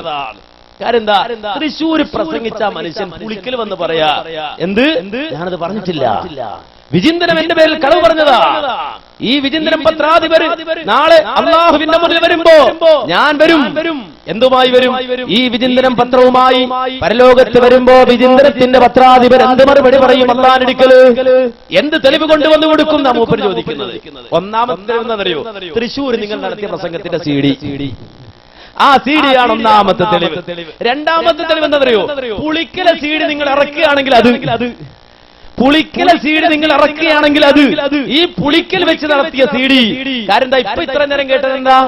പുഴയിൽ വീണൊരാള് അയാൾ ജിന്നിനെ വിളിച്ചാൽ ശിർക്കാണെന്നാണ് എന്റെ വാദം. അത് ശിർക്കാണെന്നാണ് ഞാൻ പറയുന്നത്. അയാൾ ഇസ്ലാമിൽ നിന്ന് പുറത്തു പോകുന്ന ഇത് കേട്ട ആളുകൾ സാധുക്കൾ സുബ്ഹാനല്ലാഹ്, ഈ സാധുവായ മനുഷ്യനെയാണല്ലോ ഈ മുജാഹിദിനെ കുത്തി നോവിക്കുന്നത്, പ്രയാസപ്പെടുത്തുന്നത് എന്നായിരിക്കും ചില ആളുകൾ ചിന്തിക്കുക. പക്ഷേ ഒരു സംഗതി എന്താണെന്നറിയോ? ഇത് ഇദ്ദേഹം ഇത്രയും പറഞ്ഞു വെച്ചു. എത്രയും പറഞ്ഞു വെച്ചു? ജിന്നിനെ വിളിക്കുന്ന ആള് അല്ലെങ്കിൽ പിന്നെ പുഴയിൽ വീണാല് അവിടെ യാ അല്ലാഹ് യാ റഹ്മാൻ എന്നാ വിളിക്കേണ്ടത്. ജിന്നെ വിളിക്കുന്ന ശിർക്കാണ്, അലിഗിനെ വിളിക്കുന്ന ശിർക്കാണ് എന്ന് പറഞ്ഞ് അവസാനിപ്പിച്ച അദ്ദേഹം തൊട്ടടുത്ത വാചകത്തിൽ പറയുന്നത് കേട്ടോളൂ. പക്ഷേ എന്തിനാ ഈ പക്ഷേ ജിന്നിനെ വിളിക്കുന്നത് അത് ശിർക്കാണ് എന്ന് പറഞ്ഞിട്ടാണ് പക്ഷേ എന്ന് പറയുന്നത്. അനസ് മൗലവിന്റെ ഈ പ്രസംഗമൊക്കെ കേട്ടിട്ട് അനസ് മൗലവി പറഞ്ഞല്ലോ, അങ്ങനെ വിളിച്ചാൽ കുഴപ്പമില്ല, കണ്ണിൽ കാണുന്നില്ലെങ്കിലും സ്വാധീനം ഉണ്ടെന്ന് ഉറപ്പിച്ചിട്ട്, സാന്നിധ്യം ഉറപ്പിച്ചിട്ട് ചോദിച്ചാൽ അത് ഒരു തെറ്റുമില്ല, അഭിപ്രായ വ്യത്യാസമില്ല. അപ്പോ ഒരാൾ പുഴയിൽ അതെന്താണെന്നറിയോ? ആരാന്റെ ഊരെ ചാരണം, അവനവന്റെ ഊരെ നിൽക്കാനുള്ള താക്കത്തില്ല. അപ്പോ മൂപ്പരുടെ നട്ടലിന് പോരാന്ന് മൂപ്പർക്ക് തോന്നിയപ്പോ എന്റെ നട്ടലുകൊണ്ട് അഡ്ജസ്റ്റ് ചെയ്യാൻ നോക്കുക മൂപ്പര്. ഏയ് അവനവന്റെ ആദർശം അവനവൻ പറഞ്ഞാ മതി. ആരാന്റെ ഊരെ കൊണ്ടുപോയി കൂര കുത്തണ്ട, അവനവന്റെ ഊരിൽ നിന്ന് പറയും. അപ്പൊ അനസ്മോല് എന്താ പറയുന്നത്? അനസ്മോല് വിശദീകരിച്ചു തരാം. ഇത് അദ്ദേഹം എന്റെ ഊരയിൽ വെച്ച് എന്റെ നട്ടിൽ വെച്ച് പറയാൻ നോക്കുകയാണ്. എന്താ ഇനി അദ്ദേഹം പറയുന്നത് കേട്ടോളൂ. പക്ഷേ പറഞ്ഞു പറയുകയാണ്, എഴുതി വീണു, നീന്താൻ അറിഞ്ഞുകൂടാ, കരയിൽ ആരെയും കാണുന്നില്ല. അപ്പൊ അയാള് എന്റെ ശബ്ദം കേൾക്കുന്ന ഒരു ജിന്ന് ഈ പുഴക്കരയിൽ ഉണ്ടെങ്കിൽ ആ ജിന്ന് രക്ഷിക്കട്ടെ എന്ന് വിചാരിച്ച് വിളിച്ചാലോ എന്നൊരു കുസൃതി ചോദ്യം. നമ്മൾ മറുപടി വിളിക്കാൻ പാടില്ല, ഹറാമാണ്. പുഴക്കരയിൽ ജിന്നുണ്ടെന്ന് ആരെ പറഞ്ഞു? അങ്ങനെ നിന്റെ വിളികൾക്ക് സഹായിക്കുന്ന ആര് പഠിപ്പിച്ചു? അല്ലാഹുവിന്റെ റസൂൽ പഠിപ്പിച്ചോ? സഹാബത്ത് പഠിപ്പിച്ചോ? ഹറാമാണത്, ശിർക്കിലേക്കുള്ള മാർഗമാണ്. വിടുന്നില്ല. അല്ല മൗലവി, എന്റെ മനസ്സിൽ പ്രാർത്ഥനയൊന്നുമില്ല, ഞാനിങ്ങനെ ഇവിടെ ഉണ്ടല്ലോ, ഒച്ച കേൾക്കുന്ന പരിധിയിലുണ്ടല്ലോ, അപ്പൊ സഹായിച്ചോ എന്ന് ചോദിച്ചാലോ? അപ്പൊ ശിർക്കാണ് ഇസ്ലാം എന്ന് പുറത്തോണ് ശിർക്കാവോ? അത് പറയാൻ പറ്റൂല. കണ്ടോ, സക്കരിയ സലാഹി ഹറാം എന്നവന് ശിർക്ക് എന്ന് പറഞ്ഞില്ല. ഏതിനെ പറ്റിയാ? പുഴക്കരയിലുള്ള ഒരു ജിന്ന് എന്റെ ശബ്ദം കേൾക്കുന്ന പരിധിയിലുണ്ട്. അങ്ങനെ ജിന്നുണ്ടോ? ഇല്ല. ഉണ്ടെന്ന് റസൂൽ പറഞ്ഞോ? ഇല്ല. ചോദിക്കാൻ പാടുണ്ടോ? ഇല്ല, ഹറാമാണ്. പക്ഷെ അങ്ങനെ ഒരാൾ സങ്കല്പിച്ചിട്ട് ഹറാമായ ഒരു കാര്യം ചെയ്തിട്ട് അതിന്റെ ഹുക്മ് ചോദിക്കുക, എന്താ നമ്മൾ പറയുന്നതിന്? ശിർക്കല്ലാന്ന് പറയണം. ശിർക്കല്ലാന്ന് പറയണം. അതായത് അയാൾ തേടുന്നത് ആരെയാ? റേഞ്ചിലുള്ള ജിന്നിനെയാണ്. എന്റെ ശബ്ദം കേൾക്കുന്ന പരിധിയിലുള്ള ജിന്നാണ് എങ്കിൽ എന്ത് പറയണം? ശിർക്കല്ലാന്ന് പറയണം. അപ്പൊ ഒരാൾ ജിന്നെ രക്ഷിക്കണേ എന്ന് വിളിച്ചാൽ അത് ശിർക്കാന്ന് പറഞ്ഞുകൂടെ. നീ റേഞ്ചിലുള്ള ജിന്നിനെയാണോ വിളിച്ചത്? നീ വിളിച്ച ജിന്ന് ഔട്ട് ഓഫ് റേഞ്ചിലുള്ളതാണോ? അപ്പൊ അയാൾ ഞാൻ റേഞ്ചിലുള്ള ജിന്നെ വിളിച്ചത്. ഓ, അപ്പൊ ഹറാമേ ആയിട്ടുള്ളൂ, പ്രശ്നമില്ല. പിന്നെ ഔട്ട് ഓഫ് റേഞ്ച് ആണോ? ശിർക്കാണ്. മാന്യ സഹോദരങ്ങളെ, ഇതാണോ അനസ് പ്രസംഗിച്ചത്? ഇതാണോ നാട്ടിലുള്ള പണ്ഡിതന്മാര് പ്രസംഗിച്ചത്? ഇതാണോ കേരളത്തിന്റെ മണ്ണിൽ മുജാഹിദുകൾ പഠിപ്പിച്ചത്? ഒരിക്കലുമല്ല. നേരെ മറിച്ച് ഇത് ഇസ്ലാമിന് വിരുദ്ധമായ, ഇസ്ലാം വിലക്കിയതായ തേട്ടമാണ്. ഇസ്ലാം ശിർക്കാണെന്ന് പറഞ്ഞ തേട്ടമാണ്, യാതൊരുവിധ സംശയവുമില്ല. ഈ വാദവുമായി കേരളത്തിലൊരു സംഘം വന്നപ്പോഴാണ് കേരള ജംഇയ്യത്തുൽ ഉലമ ഇടപെട്ടത്. എന്നിട്ട് കേരള ജംഇയ്യത്തുൽ ഉലമ വളരെ വ്യക്തമായി പറഞ്ഞുകൊടുത്തു, ഇവരോട് ജിന്നിനോട് പ്രാർത്ഥിക്കുന്നതും രക്ഷ തേടുന്നതും സഹായം തേടുന്നതും ശിർക്കും ഹറാമുമാണെന്ന് വിശുദ്ധ ഖുർആനും തിരുസുന്നത്തും വ്യക്തമാക്കിയിട്ടുണ്ട്. ഒരാൾ സംശയിക്കണ്ട, ജിന്നോട് സഹായം തേടുന്നത് ശിർക്കാണ്, ഹറാമാണ്. മനുഷ്യരെ സംബന്ധിച്ചിടത്തോളം അദൃശ്യവും അഭൗതികവുമായ ജിന്നിനോട് അവയുടെ കഴിവിൽപ്പെട്ടതോ അല്ലാത്തതോ ആയ സഹായം ചോദിക്കുന്നതും ശിർക്കും ഹറാമുമാണ്.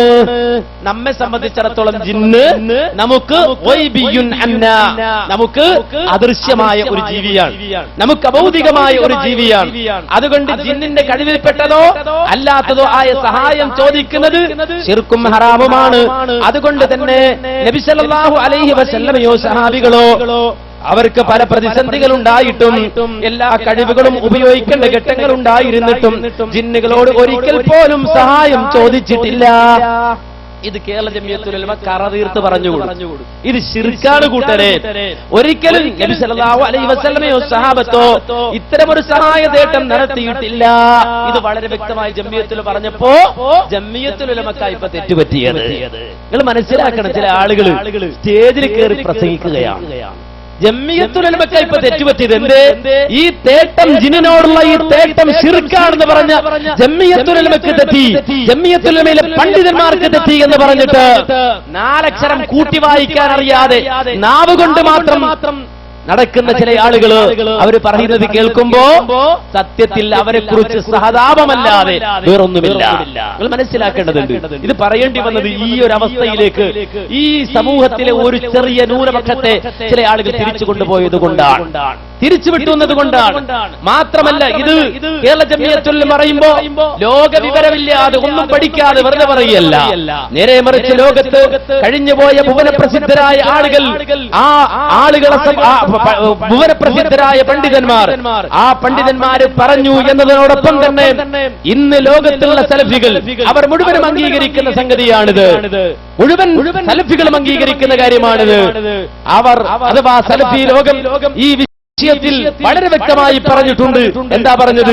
ലാ യജൂസുൽ ഇസ്തിആനത്തു ബിൽ ജിന്നി വൽ ഗായിബിൻ. ഒരിക്കലും ജിന്നിനോട് സഹായം തേടുക എന്നത് അനുവദനീയമല്ല. സ്ഥലത്തില്ലാത്ത ഒരാളോടും സഹായം തേടൽ അനുവദനീയമല്ല. ഒരാള് ദുബൈയിലാണുള്ളത്, അല്ലെങ്കിൽ സൗദിയിലാണുള്ളത്, അയാളുടെ പേര് മുഹീദ്ദീൻ എന്നാണ്.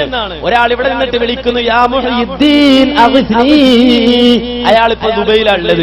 ഒരു ഫോണില്ല, ഫാക്സ് അല്ല, മറ്റു ഭൗതികമായ ഒരു സംവിധാനമില്ല. മൂപ്പർ ഇവിടെ പുളിക്കലങ്ങാടി നിന്നിട്ട് യാ മുഹീദ്ദീൻ അഗ്സ്നി എന്ന് വിളിച്ചാൽ അത് ശിർക്ക. എന്തേ കാരണം? അയാൾ സ്ഥലത്തില്ല. അത് ആ തേട്ടം അനുവദനീയമല്ല. അതുപോലെ ജിന്നിനോടുള്ള ഇസ്തിആനത്തും അനുവദനീയമല്ല. കാരണം ആ തരത്തിലുള്ള തേട്ടങ്ങൾ അല്ലാഹുവിൽ ശിർക്ക് വെക്കലാണ്, പങ്കു ചേർക്കലാണ്. കാരണം ഈ സഹായം തേടുക എന്നത് ആരാധനയാണ്. ഒരിക്കലും അത് അല്ലാത്തവരിലേക്ക് തിരിച്ചുവിടാൻ പാടില്ല.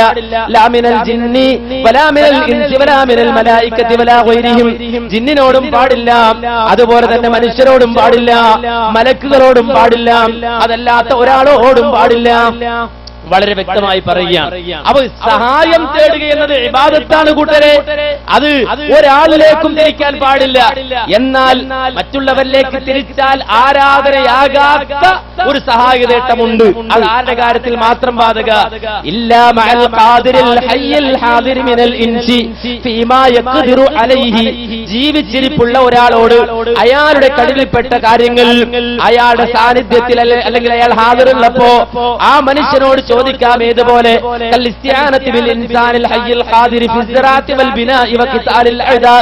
സാധാരണ മനുഷ്യർ ഒരു എഞ്ചിനീയറോട് വീടുണ്ടാക്കാൻ പറയുന്നത് പോലെ, അതുപോലെ തന്നെ ഒരു കൃഷിക്കാരനോട് കൃഷിയെടുക്കാൻ പറയുന്നത് പോലെ, അതുപോലെ ശത്രുവിനെതിരിൽ മനുഷ്യർ പരസ്പരം അങ്ങോട്ടും ഇങ്ങോട്ടും സഹായം തേടുന്നത് പോലെ മനുഷ്യർ സാധാരണ ജീവിച്ചിരിപ്പുള്ള ആളുകളോട് നടത്തുന്ന സഹായതേട്ടം അതിപ്പറഞ്ഞതിൽ നിന്ന് ഒഴിവാണ്. എന്നാൽ ജിന്നിന്റെ കാര്യം അങ്ങനെയാണോ? മനുഷ്യനോട് ചോദിക്കുന്നത് പോലെയാണോ ജിന്നിനോടുള്ള സഹായതേട്ടം? അല്ല. അമ്മൽ ജിന്നു, എന്നാൽ ജിന്ന് ഒരു ജിന്ന് പുഴക്കരയിലുണ്ട് എന്നത് സങ്കല്പിച്ചോളൂ. ഒരു ജിന്ന് പുഴക്കരയിൽ ഉണ്ടെങ്കിൽ തന്നെ അതിന്റെ ഹുക്മു ഖായിബിഹിം. അവിടെ ഇല്ലാത്ത ജിന്നിന്റെ അവസ്ഥയാ. സ്ഥലത്തുള്ള ജിന്നിന്റെ അവസ്ഥ സ്ഥലത്തില്ലാത്ത ജിന്നിന്റെ അവസ്ഥയെ ഇവിടെ എത്ര ജിന്നുണ്ടെന്ന് ചോദിച്ചാൽ പറയാൻ പറ്റുമോ?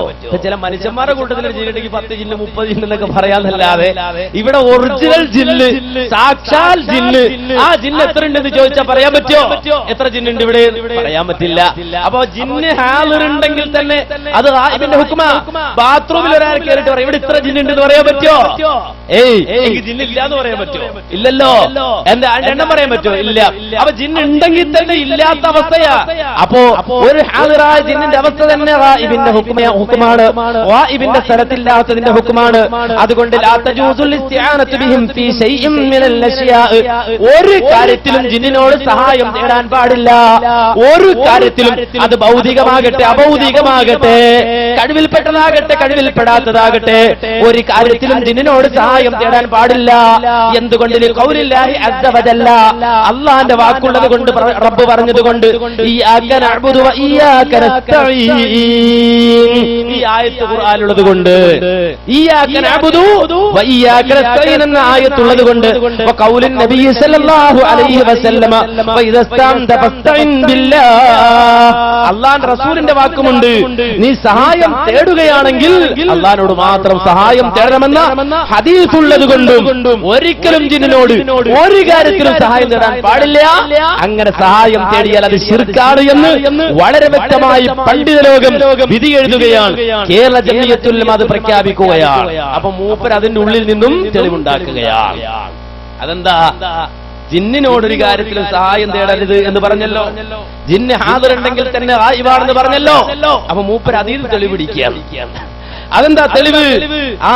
അവിടെ മൗലവി അമ്മൽ ജിന്നു ഹുക്മു ഹാദിരിഹിം ഗായിബിഹിം എന്ന് പറഞ്ഞല്ലോ. അപ്പൊ ഹാദിറുള്ള ജിന്നുണ്ട് എന്ന് കിട്ടിയില്ലേ? അതാണ്. കണ്ടോ?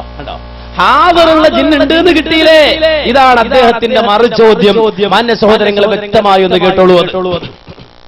ഇവരൊക്കെ വാദം എന്താണെന്നറിയോ? ഹാദിറും ഗായിബും ഒക്കെ, ഹാദിറിനോടും ഗായിബിനോടും ഒക്കെ ഇസ്തിആനത്ത് ശിർക്കാന്ന് ലജ്നന്റെ ഫത്വയിലുണ്ട്. അത് ഈ ഫത്വന്റെ ഒരു ഭാഗം മാത്രം വായിക്കും. അമ്മൽ ജിന്നു ഫഹുക്മു ഹാദിരിഹിം കഗായിബിഹിം, ജിന്ന് അതിൽ ഹാദിറിന്റെ ഹുക്മ തന്നെയാണ്, ഹാദിറിന്റെ ഹുക്മ ഗായിബിന്റേത് പോലെ തന്നെയാണ്. ലാ തജൂസുൽ ഇസ്തിആനത്തു ബിഹിം ഫീ ശൈഇൻ മിനൽ അശ്യാഇ, അവരോട് ഇസ്തിആനത്ത് പാടില്ല ഒരു കാര്യത്തിലും. അത് അപ്പുറം വായിക്കാതെ നടുവെന്ന് മുറിച്ചത്തെ ഖുറാഫി തന്ത്ര.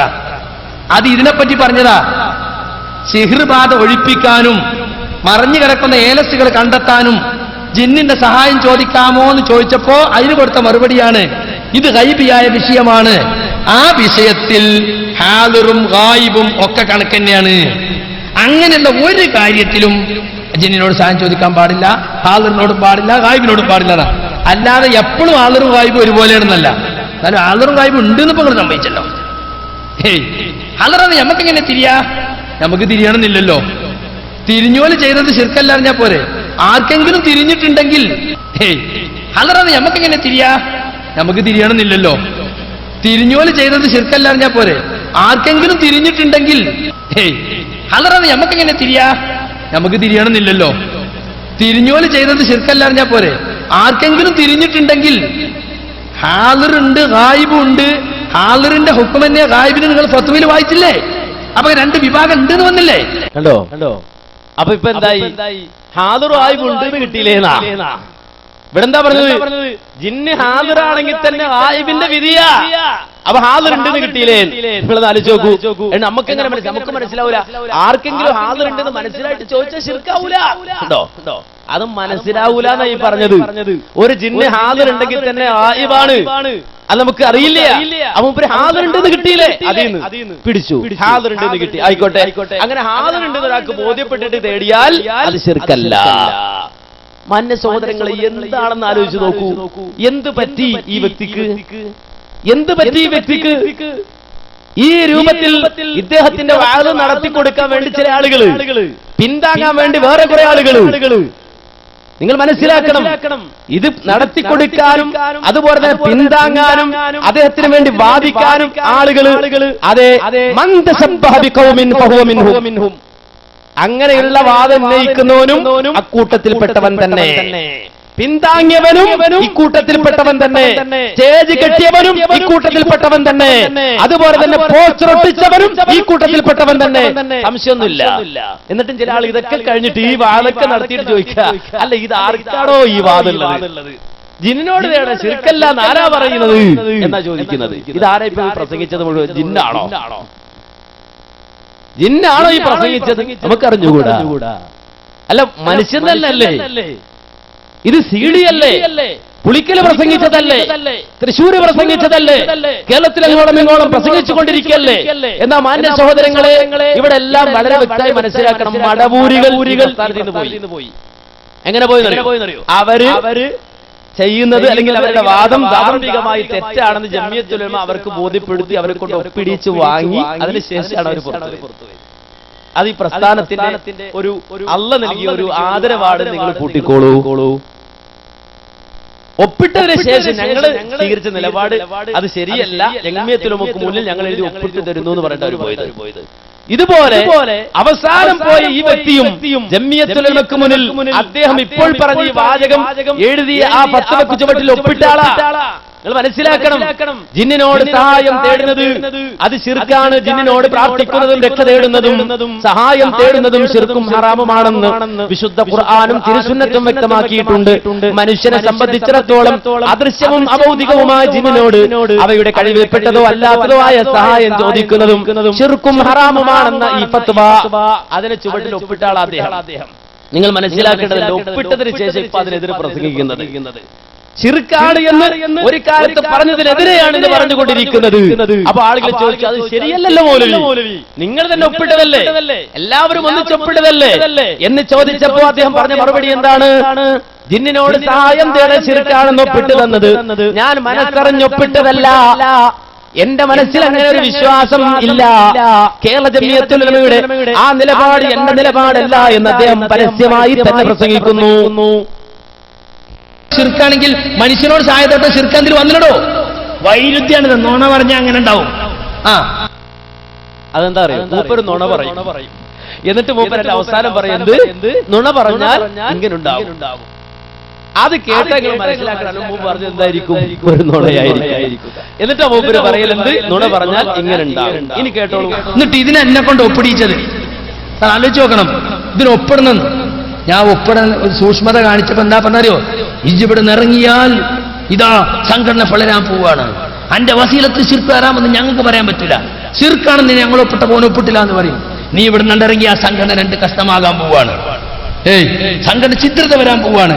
ഇവിടെ കാന്തപുരത്തെയും ചെറുശ്ശേരിയെയും ഒക്കെ നാളെ ഈ സമുദായം എങ്ങനെയാണ് ഓർക്കുന്നത്, അങ്ങനെയായിരിക്കും സക്കരിയ നിന്നെ ഓർക്കുക. ഞങ്ങൾ ജനങ്ങളോട് പറയുന്നത് ഇതാണ് എന്ന് പറഞ്ഞിട്ട് സംഘടന ഉപയോഗിച്ച് അന്റെ എല്ലാം ഞങ്ങൾ പുറത്തു കൊണ്ടുവരും. സംഘടന പിളരും, സംഘടനയിൽ ഐക്യം ഉണ്ടാവില്ല, ചിദ്രത ഉണ്ടാവില്ല. വസീലത്തിന്റെ ശിർക്കും തമ്മിൽ വലിയ വ്യത്യാസം ഉണ്ടോ? ഒന്നണ്ട് ഒപ്പിട്ടോടെ സക്കരിയ എന്ന് പറഞ്ഞിട്ട് ഞാൻ ഒരു വലിയ ഫിത്തന ഭയപ്പെട്ടിട്ട് ഒപ്പിട്ടു. ഖുർആനിൽ പറഞ്ഞുള്ള ഇല്ലാമന്നുക്രിഹ വഖൽബുഹു മുത്മഇന്നും ബിൽ ഈമാൻ, നിർബന്ധിക്കപ്പെട്ടവനൊഴികെ അവന്റെ ഹൃദയം മുത്മഇന്നും ബിൽ ഈമാൻ, വിശ്വാസത്താൽ സമാധാനമടഞ്ഞതാണ്. ഇപ്പൊ നമ്മള് ഒരു ബിംബത്തിന്റെ അടുത്ത് കൊണ്ടുപോയി ഇപ്പൊ നമ്മൾ ചില സ്ഥലത്തൊക്കെ ഉണ്ടല്ലോ, പോകുമ്പോ അയ്യപ്പൻ വിളക്കിന് വണ്ടി കൈയാട്ടി നിർത്തി പൈസ എടുക്കൂലാർണ പറയണ വണ്ടി വിളിക്കട അയ്യപ്പ ശരണം വിളിക്കട. വിളിക്കൂല നമ്മള് അയ്യപ്പ ശരണം. നമുക്ക് അയ്യപ്പ ശരണം അല്ലാതെ മനസ്സിലുണ്ടാവില്ലേ?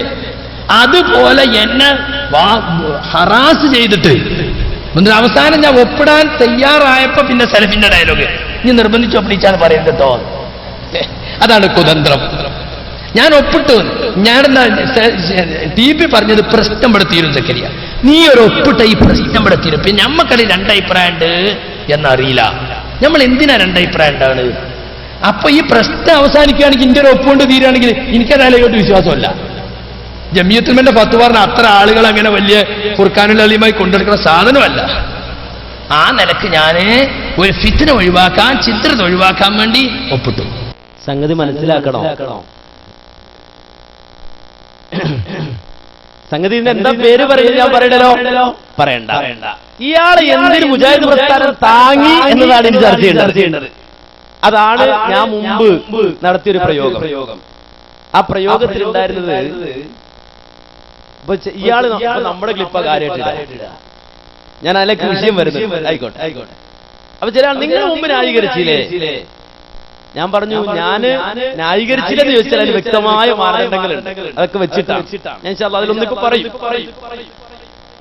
പിന്നെ ചെയ്തൊരു തെറ്റുണ്ട്, അത് പറയാതിരിക്കാൻ നിവൃത്തിയില്ല. ചെയ്തു തെറ്റാന്ന് ചോദിച്ചാൽ എന്താന്ന് ചോദിച്ചാല് നാറിയവനെ പേറി എന്നൊരു തെറ്റുണ്ട് എന്ന് പറഞ്ഞു. ഇതാണ് ഏറ്റവും വലിയ ഇപ്പോഴത്തെ മൂപ്പരുടെ പ്രസംഗം. ആ പ്രസംഗത്തിൽ മൂപ്പരിതിപ്പോ ഞാൻ ആരെ വിളിച്ചത് എന്ന് പറയണം, ഞാൻ ആരെ വിളിച്ചത് എന്ന് പറയണം. എന്നിട്ട് മൂപ്പര് പതുക്കെ ജബ്ബാർ പോലും മെത്തിട്ട് കിട്ടുകൊടുക്കുക, ജബ്ബാർ പോലും മെത്തേക്ക് ഇട്ട് കൊടുക്കുക. എന്താ ജബ്ബാർ പോലുമല്ലേ നാറി എന്ന് പറഞ്ഞത്? കണ്ടോ? അപ്പൊ ഇത് കേൾക്കുന്ന ആൾക്കാർ വിചാരിക്കും അല്ലട ഈ മൗലവി എന്ത് മൗലവിയാ, അത് പറയാൻ പാടില്ലല്ലോ. സത്യത്തിൽ ഞാനൊരാളെ നാറി എന്ന് പറഞ്ഞല്ല, ഒരു ആശയം. കാരണം ഇവരൊക്കെ എന്ന് വെച്ചാൽ നല്ല അത്രപൂശി നടക്കുന്ന ആൾക്കാരാ. ഇവര് കൊണ്ടുവന്ന ഈ ആശയം അത് നാറിയതാണ്, ഒരു സംശയമില്ല. ദുർഗന്ധം വമിക്കുന്ന വൃത്തികെട്ട ഒരു ആശയമാണിത്. ആ ആശയം കൊണ്ട് നടന്നത് കൊണ്ട് ആ അവസ്ഥയിൽ നിങ്ങളെ പേറി, അതാണ് ഞങ്ങളെ സംബന്ധിച്ചിടത്തോളം ഞങ്ങൾ ചെയ്ത തെറ്റ് എന്നാണ് ചെയ്യുന്നത്. അപ്പൊ മൂപ്പരിപ്പോ അതിട്ടിട്ട് ജബ്ബാർ മൗലവിയാണോ അതോ അബ്ദുറഹ്മാൻ സലഫിയാണോ? അബ്ദുറഹ്മാൻ സലഫി ആണെങ്കിൽ നീ പറഞ്ഞത് ശരിയാണ് എന്നാ നിങ്ങൾ ആലോചിച്ച് നോക്കൂ. അപ്പൊ മൂപ്പർക്ക് ഈ രൂപത്തിലൊക്കെയാണ് മൂപ്പരുടെ സംസാരം. ഞാൻ പറഞ്ഞത് നിങ്ങളുടെ വാചക, നിങ്ങളിങ്ങനെ അത് കരഞ്ഞു നടക്കരുത്. ബഹുമാനായ സക്കരിയ മൗലവിയോട് പറയാനുള്ളത് ഇത് ഇസ്ലാഹാണ്. 2007 മാർച്ചിൽ കേട്ടോ, മടവൂരിസത്തിന് തലപണയം വെക്കാത്ത വല്ലവരും വികടിതരുടെ കൂട്ടത്തിലുണ്ടെങ്കിൽ ഇനിയെങ്കിലും ഉണർന്നു ചിന്തിക്കുക. അബ്ദുസ്സലാം സുല്ലമിയുടെ അബദ്ധങ്ങളെ ചങ്കുതൊടാതെ വിഴുങ്ങുന്ന ഈ നിലപാട് ആർക്കും ഗുണം ചെയ്യില്ല. മാത്രമല്ല KNM-നോടുള്ള കുടിപ്പക മാത്രം കൈമുതലാക്കിയ തെറ്റുകൾ തിരുത്തി ശീലമില്ലാത്ത ഈ സുല്ലമിയെ ഗ്രൂപ്പിസത്തിന് വേണ്ടി ഇടവും വലവും നോക്കാതെ ന്യായീകരിച്ചാൽ ഇസ്ലാമിക വിഷയങ്ങളിൽ പ്രത്യേകിച്ചും തൗഹീദിൽ അപരിഹാര്യമായ സങ്കീർണതകൾ വലിച്ചിടാനും എതിരാളികൾക്ക് ആയുധം നൽകാനും മാത്രമേ ഉപകരിക്കുകയുള്ളൂ. നാറിയവനെ പേറിയാൽ പേറിയവനും നാറുമെന്ന സത്യം മടവൂർ ഗ്രൂപ്പിലെ ഉത്തരവാദിത്തപ്പെട്ടവർ ഇനിയെങ്കിലും ഓർക്കുന്നത് നന്ന്. കണ്ടോ ഇയാൾ എഴുതുക ഉസ്താദിനെ കുറിച്ച്. ആരുടെ ഉസ്താദിനെ കുറിച്ച്? ആരുടെ ഉസ്താദിനെ കുറിച്ച്? ഈ പറയുന്ന സക്കരിയ മൗലവിയുടെ ഉസ്താദിനെ കുറിച്ച് അദ്ദേഹം എഴുതുകയാണ്, നാറിയവനെ പേറിയാൽ പേറിയവനും നാറും. ഉണ്ടോ? എന്റെ ഇദ്ദേഹം തന്നെ പറയേണ്ട ഈ നാറിയ ആദർശം കുറച്ചു നേരം അദ്ദേഹം കൊണ്ടു നടന്നിട്ട് അദ്ദേഹം തന്നെ വേറെ പ്രസംഗിക്കണുണ്ട്. ഞാൻ എന്റെ വിഷയം അതല്ല, ഞാൻ ഇടയ്ക്ക് ഇങ്ങനെ സൂചിപ്പിച്ചു പോകുന്നു എന്ന് മാത്രം. ഇപ്പൊ അതാണ് മൂപ്പര് കാര്യമായിട്ട് പറഞ്ഞ് ഫലിപ്പിക്കാൻ ശ്രമിക്കുന്നത്. മാന്യ സഹോദരങ്ങളെ, ഈ ആശയം ദുർഗന്ധം വമിക്കുന്ന ആശയമാണ്, സംശയമില്ല. കാര്യം എന്താ? അദ്ദേഹം ഇപ്പോ പറഞ്ഞ വാചകങ്ങൾ വളരെ വ്യക്തമായി അദ്ദേഹം പറയാൻ. എന്താ പറഞ്ഞത്? ഒന്ന്, ജംഇയ്യത്തുൽ ഉലമക്ക് അദ്ദേഹം ഒപ്പിട്ടുകൊടുത്തത് അയാളുടെ മനസ്സിൽ വിശ്വാസം ഇല്ലാതാണ്. വിശ്വാസം ഇല്ലെങ്കിൽ ഒപ്പിടണോ മാന്യ സഹോദരങ്ങളെ? അത് നിർബന്ധിച്ചു തന്നെ ഹറാസ് ചെയ്ത് ഒപ്പിടിച്ചതാണ്. ആരാ നിർബന്ധിച്ച ആൾക്കാര്? ഒന്ന് TP, പിന്നെ ആരാ? അഹമ്മദ് അലി മദനി, പിന്നെ ആരാ? അബ്ദുറഹ്മാൻ സലഫി. കാര്യം മൂപ്പർ ഒപ്പിട്ടിട്ട് വേണമല്ലോ. ജിന്നിനോട് സഹായം തേടുന്ന ശിർക്കാണ് എന്ന് ഒപ്പിട്ട് കൊടുത്തിട്ട് വേണം ഇവർക്കെന്തോ കാര്യം സാധിക്കാൻ, ഇവർക്കെന്തോ കിട്ടാൻ അല്ലേ? അങ്ങനെ നിർബന്ധിച്ചു, എന്നെ കൊണ്ട് ഹറാസ് ചെയ്തപ്പോ എന്റെ മനസ്സിൽ വിശ്വാസമില്ലെന്ന് നിർബന്ധിച്ചപ്പോ, ഇത് പിളരുമെന്നൊക്കെ പറഞ്ഞപ്പോ ഇത് പിളരാതിരിക്കണമെന്ന് വലിയ ആഗ്രഹമുള്ള ആളായതുകൊണ്ട് മൂപ്പർ ഒപ്പിട്ട് കൊടുത്തു എന്നാ. എന്നിട്ട് ഒപ്പിട്ടപ്പോ മനസ്സിൽ വിശ്വാസമില്ല. അതെന്താ തെളിവ്? ഖുർആനിലായത്ത്. എന്തായത്ത്? ഇല്ലാ മൻ ഉക്രിഹ വഖൽബുഹു മുത്മഇന്നും ബിൽ ഈമാൻ. അതിന് വിശുദ്ധ ഖുർആനിന് തെളിവ്. കണ്ടോ? മനസ്സിൽ വിശ്വാസമുണ്ട്, ഈമാനുണ്ട്. മനസ്സിൽ വിശ്വാസം എന്താ? ഇതൊപ്പിടുമ്പോ ഇദ്ദേഹത്തിന്റെ മനസ്സിലെ വിശ്വാസം എന്താ? ജിന്നിനോട് സഹായം തേടാൻ ശിർക്കല്ല. എങ്കിലും കിടക്കട്ടെ ഒരു ഒപ്പ്. ഉണ്ടോ? ജമാഅത്തെ ഇസ്ലാമിക്കാരുടെ വോട്ട് പോലെ. ജമാഅത്തെ ഇസ്ലാമിക്കാരുടെ വോട്ട് ചെയ്ത് അറിയോ? ഇന്ത്യയിലെ ജനാധിപത്യ മതേതരത്വ ഈ വ്യവസ്ഥ തകരട്ടെ, തുലയട്ടെ, ഇത് ഇസ്ലാമികമല്ല, നശിച്ചതാണ്, അത് നശിച്ചു പോകട്ടെ എന്ന് പറഞ്ഞിട്ട് നിൽക്കും. മനസ്സിൽ അത് വെച്ചിട്ട് വോട്ട് ചെയ്യും. ഇതുപോലെ നമ്മുടെ സക്കരിയ മൗലവി മനസ്സിലെന്താ വിശ്വാസം? ജിന്നിനോട് സഹായം തേടാൻ ശിർക്കല്ല. റേഞ്ചിലുള്ള ജിന്നാണെങ്കിൽ ശിർക്കല്ല, ഹറാമേ ആകൂ. Out of റേഞ്ചിലാണെങ്കിലേ ശിർക്കാകൂ. അതാണ് എന്റെ മനസ്സിലെ വിശ്വാസം, അതാണ് എന്റെ ഈമാൻ. എന്നാലും കിടക്കട്ടെ ഒപ്പിട്ടു. ഹറാസ് ചെയ്തപ്പോ ഒപ്പിട്ടതാ. അതിന് ഉദാഹരണം പറഞ്ഞെന്താ? വഴിയിലൂടെ പോകുമ്പോ അയ്യപ്പ വിളക്കിന്റെ ആളുകള് വണ്ടി തടഞ്ഞിട്ട് പണം ചോദിച്ചു കഴിഞ്ഞാൽ തരാൻ പറ്റില്ല എന്ന് പറഞ്ഞാൽ ഇറങ്ങടാ, പുറത്തേക്ക് ഇറങ്ങടാ, ഇല്ലടാ അയ്യപ്പ, എന്ന് അവര് പറഞ്ഞ നമ്മൾ വിളിക്കൂലേ, നമ്മൾ വിളിക്കൂലെന്ന് ചോദിക്കണ്ട, അത് ചോദിക്കണ്ട, നിങ്ങൾ വിളിക്കൂന്ന് പറഞ്ഞോ. നമ്മൾ വിളിക്കൂലെന്ന് ചോദിക്കൂല. കേരളത്തിലോ ഇന്ത്യ രാജ്യത്തോ അങ്ങനെ അയ്യപ്പന്മാരും ഇല്ല. നിങ്ങൾ മനസ്സിലാക്കിക്കോ. അയ്യപ്പ വിളക്കിന്റെ ആൾക്കാർ വഴി തടഞ്ഞു വെച്ചിട്ട് കൊടുക്കണ പൈസ ഇല്ലെങ്കിൽ ഇറങ്ങടാ വിളിയടാ അയ്യപ്പ എന്ന് പറഞ്ഞ അയ്യപ്പന്മാര് നമ്മുടെ ഈ നാട്ടിലില്ല. ഇനി അങ്ങനെ ഉണ്ടാക്കി വിളിക്കണമെന്ന് പറഞ്ഞ വിളിക്കോ? അതും ഒന്ന് ആലോചിക്കും അല്ലേ? മുജാഹിദുകളെ സംബന്ധിച്ചിടത്തോളം ആ തൗഹീദിൽ നിന്ന് തെന്നികിട്ട് ഒരക്ഷരം പറയില്ല. അവരെല്ലാവരും ഉക്രിഹവ കൽബുഹു മുത്മഇന്നും ബിൽ ഈമാൻ. 1.5 മണിക്കൂർ ഇപ്പോഴത്തെ വാള്. ചെറിയ മുണ്ടത്തിന്റെ തഫ്സീറുണ്ട്, പിന്നുള്ളത് അമാനി മൗലയുടെ തഫ്സീറുണ്ട്. അതൊക്കെ വായിച്ചവരാ ഞങ്ങൾ വായിച്ചവരാ, പഠിച്ചവരാണ്. അതൊക്കെ എന്താ ഉള്ളത്? ഒരാളിങ്ങനെ വിളിയടാ എന്ന് പറയുമ്പോ വിളിക്കലാണോ? ഖറാസ് ചെയ്യുമ്പോ വിളിക്കലാണോ? അല്ല, നേരെ മറിച്ച് മഹാന്മാരായ സ്വഹാബികള് അവര് മക്കത്തിങ്ങനെ കഴിച്ചു കൂട്ടുമ്പോ മഹദി സുമയ്യ റളിയല്ലാഹു അൻഹയുണ്ട്. അബൂജഹലിന്റെ അടിമയായ സുമയ്യ. ആ മഹദി തൗഹീദ് സ്വീകരിച്ചു കഴിഞ്ഞപ്പോ അബൂജഹൽ അത് ഇഷ്ടമല്ല. ഇന്നും അങ്ങനെ തന്നെ തൗഹീദുള്ള ആൾക്കാരെ മറ്റുള്ളവർക്ക് ഇഷ്ടമല്ല. ശ്രദ്ധിച്ചിട്ടുണ്ടോ? തൗഹീദിൽ ജിന്നിനോട് തേടാന്ന് പറഞ്ഞണം, അല്ല തേടാൻ ശിർക്കല്ല എന്ന് പറയണം. എങ്കിലും വലിയ സലഫീന്ന ഇപ്പോഴത്തെ വാദം. നിങ്ങൾ മനസ്സിലാക്കണം. ഈ രൂപത്തില് അന്ന് സുമയ്യ റളിയല്ലാഹു അൻഹ പറഞ്ഞപ്പോ അബൂജഹൽ പിടിച്ചുകൊണ്ടുവന്ന് അടിച്ചു, തല്ലി, അവശയാക്കി നിലത്തിട്ടു. എന്നിട്ട് ലാത്തയുടെ വിഗ്രഹം എടുത്തുകൊണ്ട് വന്ന് മുഖത്ത് കുത്തിയിട്ട് പറഞ്ഞു, വിളിയടി ലാത്ത. മഹദി സുമയ്യ പറഞ്ഞു, ഇല്ല, അല്ലാഹു അഹദ്, അല്ലാഹു ഏകനാണെന്ന് പറഞ്ഞുകൊണ്ടേയിരുന്നു. അരിശം പൂണ്ട് അബൂജഹൽ പോയി കത്തി എടുത്തുകൊണ്ട് വന്നു, വാള് ഉറയിൽ നിന്ന് ഊരി മഹദി സുമയ്യ റളിയല്ലാഹു അൻഹയുടെ കൈകൾ മുറിച്ചു മാറ്റി. കൈകൾ നെറ്റപ്പെട്ട് പിടഞ്ഞ സുമയ്യ റളിയല്ലാഹു അൻഹയുടെ മുഖത്ത് കുത്തി. വീണ്ടും അബൂജഹൽ പറഞ്ഞത് എന്താ? വിളിയടി ലാത്ത, ലാത്ത എന്ന് വിളിക്കുന്ന പറഞ്ഞത്. ആ സന്ദർഭത്തിൽ മഹദി പറയുന്നു, അല്ലാഹു അഹദ്, അല്ലാഹു ഏകനാണ്. അല്ലാഹുവിന്റെ വഹദാനിയത്ത് പറഞ്ഞു. ആ മഹദിയുടെ അവയവങ്ങൾ ഓരോന്ന് മുറിച്ചു മാറ്റുമ്പോഴും മഹദി പറഞ്ഞു, അല്ലാഹു അഹദ്, അല്ലാഹു അഹദ്, അല്ലാഹുവിന്റെ ഏകത്വം പറഞ്ഞുകൊണ്ടേയിരുന്നു. അരിശം പൂണ്ട് അബൂജഹൽ പോയിട്ടൊരു കുന്തം അത് പഴുപ്പിച്ചുകൊണ്ട് വന്നിട്ട് ചൂടാക്കി വന്നിട്ട് മഹദി സുമയ്യ റളിയല്ലാഹു അൻഹയുടെ ഗുഹ്യസ്ഥാനത്തേക്ക് കുത്തിയിറക്കുകയാണ്. മഹദി പിടഞ്ഞു മരിച്ചു അവിടെ കിടന്ന്. ലാ ഇലാഹ ഇല്ലല്ലാഹ് എന്ന തൗഹീദിന് വേണ്ടി പിടഞ്ഞു മരിച്ചു. അതുപോലെ യാസിറിനെ കൊണ്ടുവന്ന് ക്രൂരമായി പീഡിപ്പിച്ചു. ഹുബൈബിനെ പീഡിപ്പിച്ചു, ഹബ്ബാബിനെ പീഡിപ്പിച്ചു. അവസാനം അല്ലാഹുവിന്റെ റസൂൽ വിളിച്ചു പറഞ്ഞു ആ കുടുംബത്തെ. എന്താ വിളിച്ചു പറഞ്ഞത്? സബ്റൻ യാ ആല യാസിർ, സബ്റൻ യാ ആല യാസിർ, ഇന്ന മൗഇദകുമുൽ ജന്ന. ക്ഷമിച്ചോ യാസിർ കുടുംബമേ, ക്ഷമിച്ചോ യാസിർ കുടുംബമേ, ക്ഷമിച്ചോ. ഇന്ന മൗഇദകുമുൽ ജന്ന. നിങ്ങൾക്ക് സ്വർഗമുണ്ട്, നിങ്ങൾക്ക് സ്വർഗമുണ്ട്, നിങ്ങൾക്ക് സ്വർഗമുണ്ടെന്ന് ആ കുടുംബത്തെ വിളിച്ച് അല്ലാഹുവിന്റെ റസൂല് പറഞ്ഞപ്പോ അമ്മാർ, കൂട്ടത്തിലെ അമ്മാർ അദ്ദേഹത്തെ കൊണ്ടുവന്ന് ക്രൂരമായി പീഡിപ്പിച്ചു.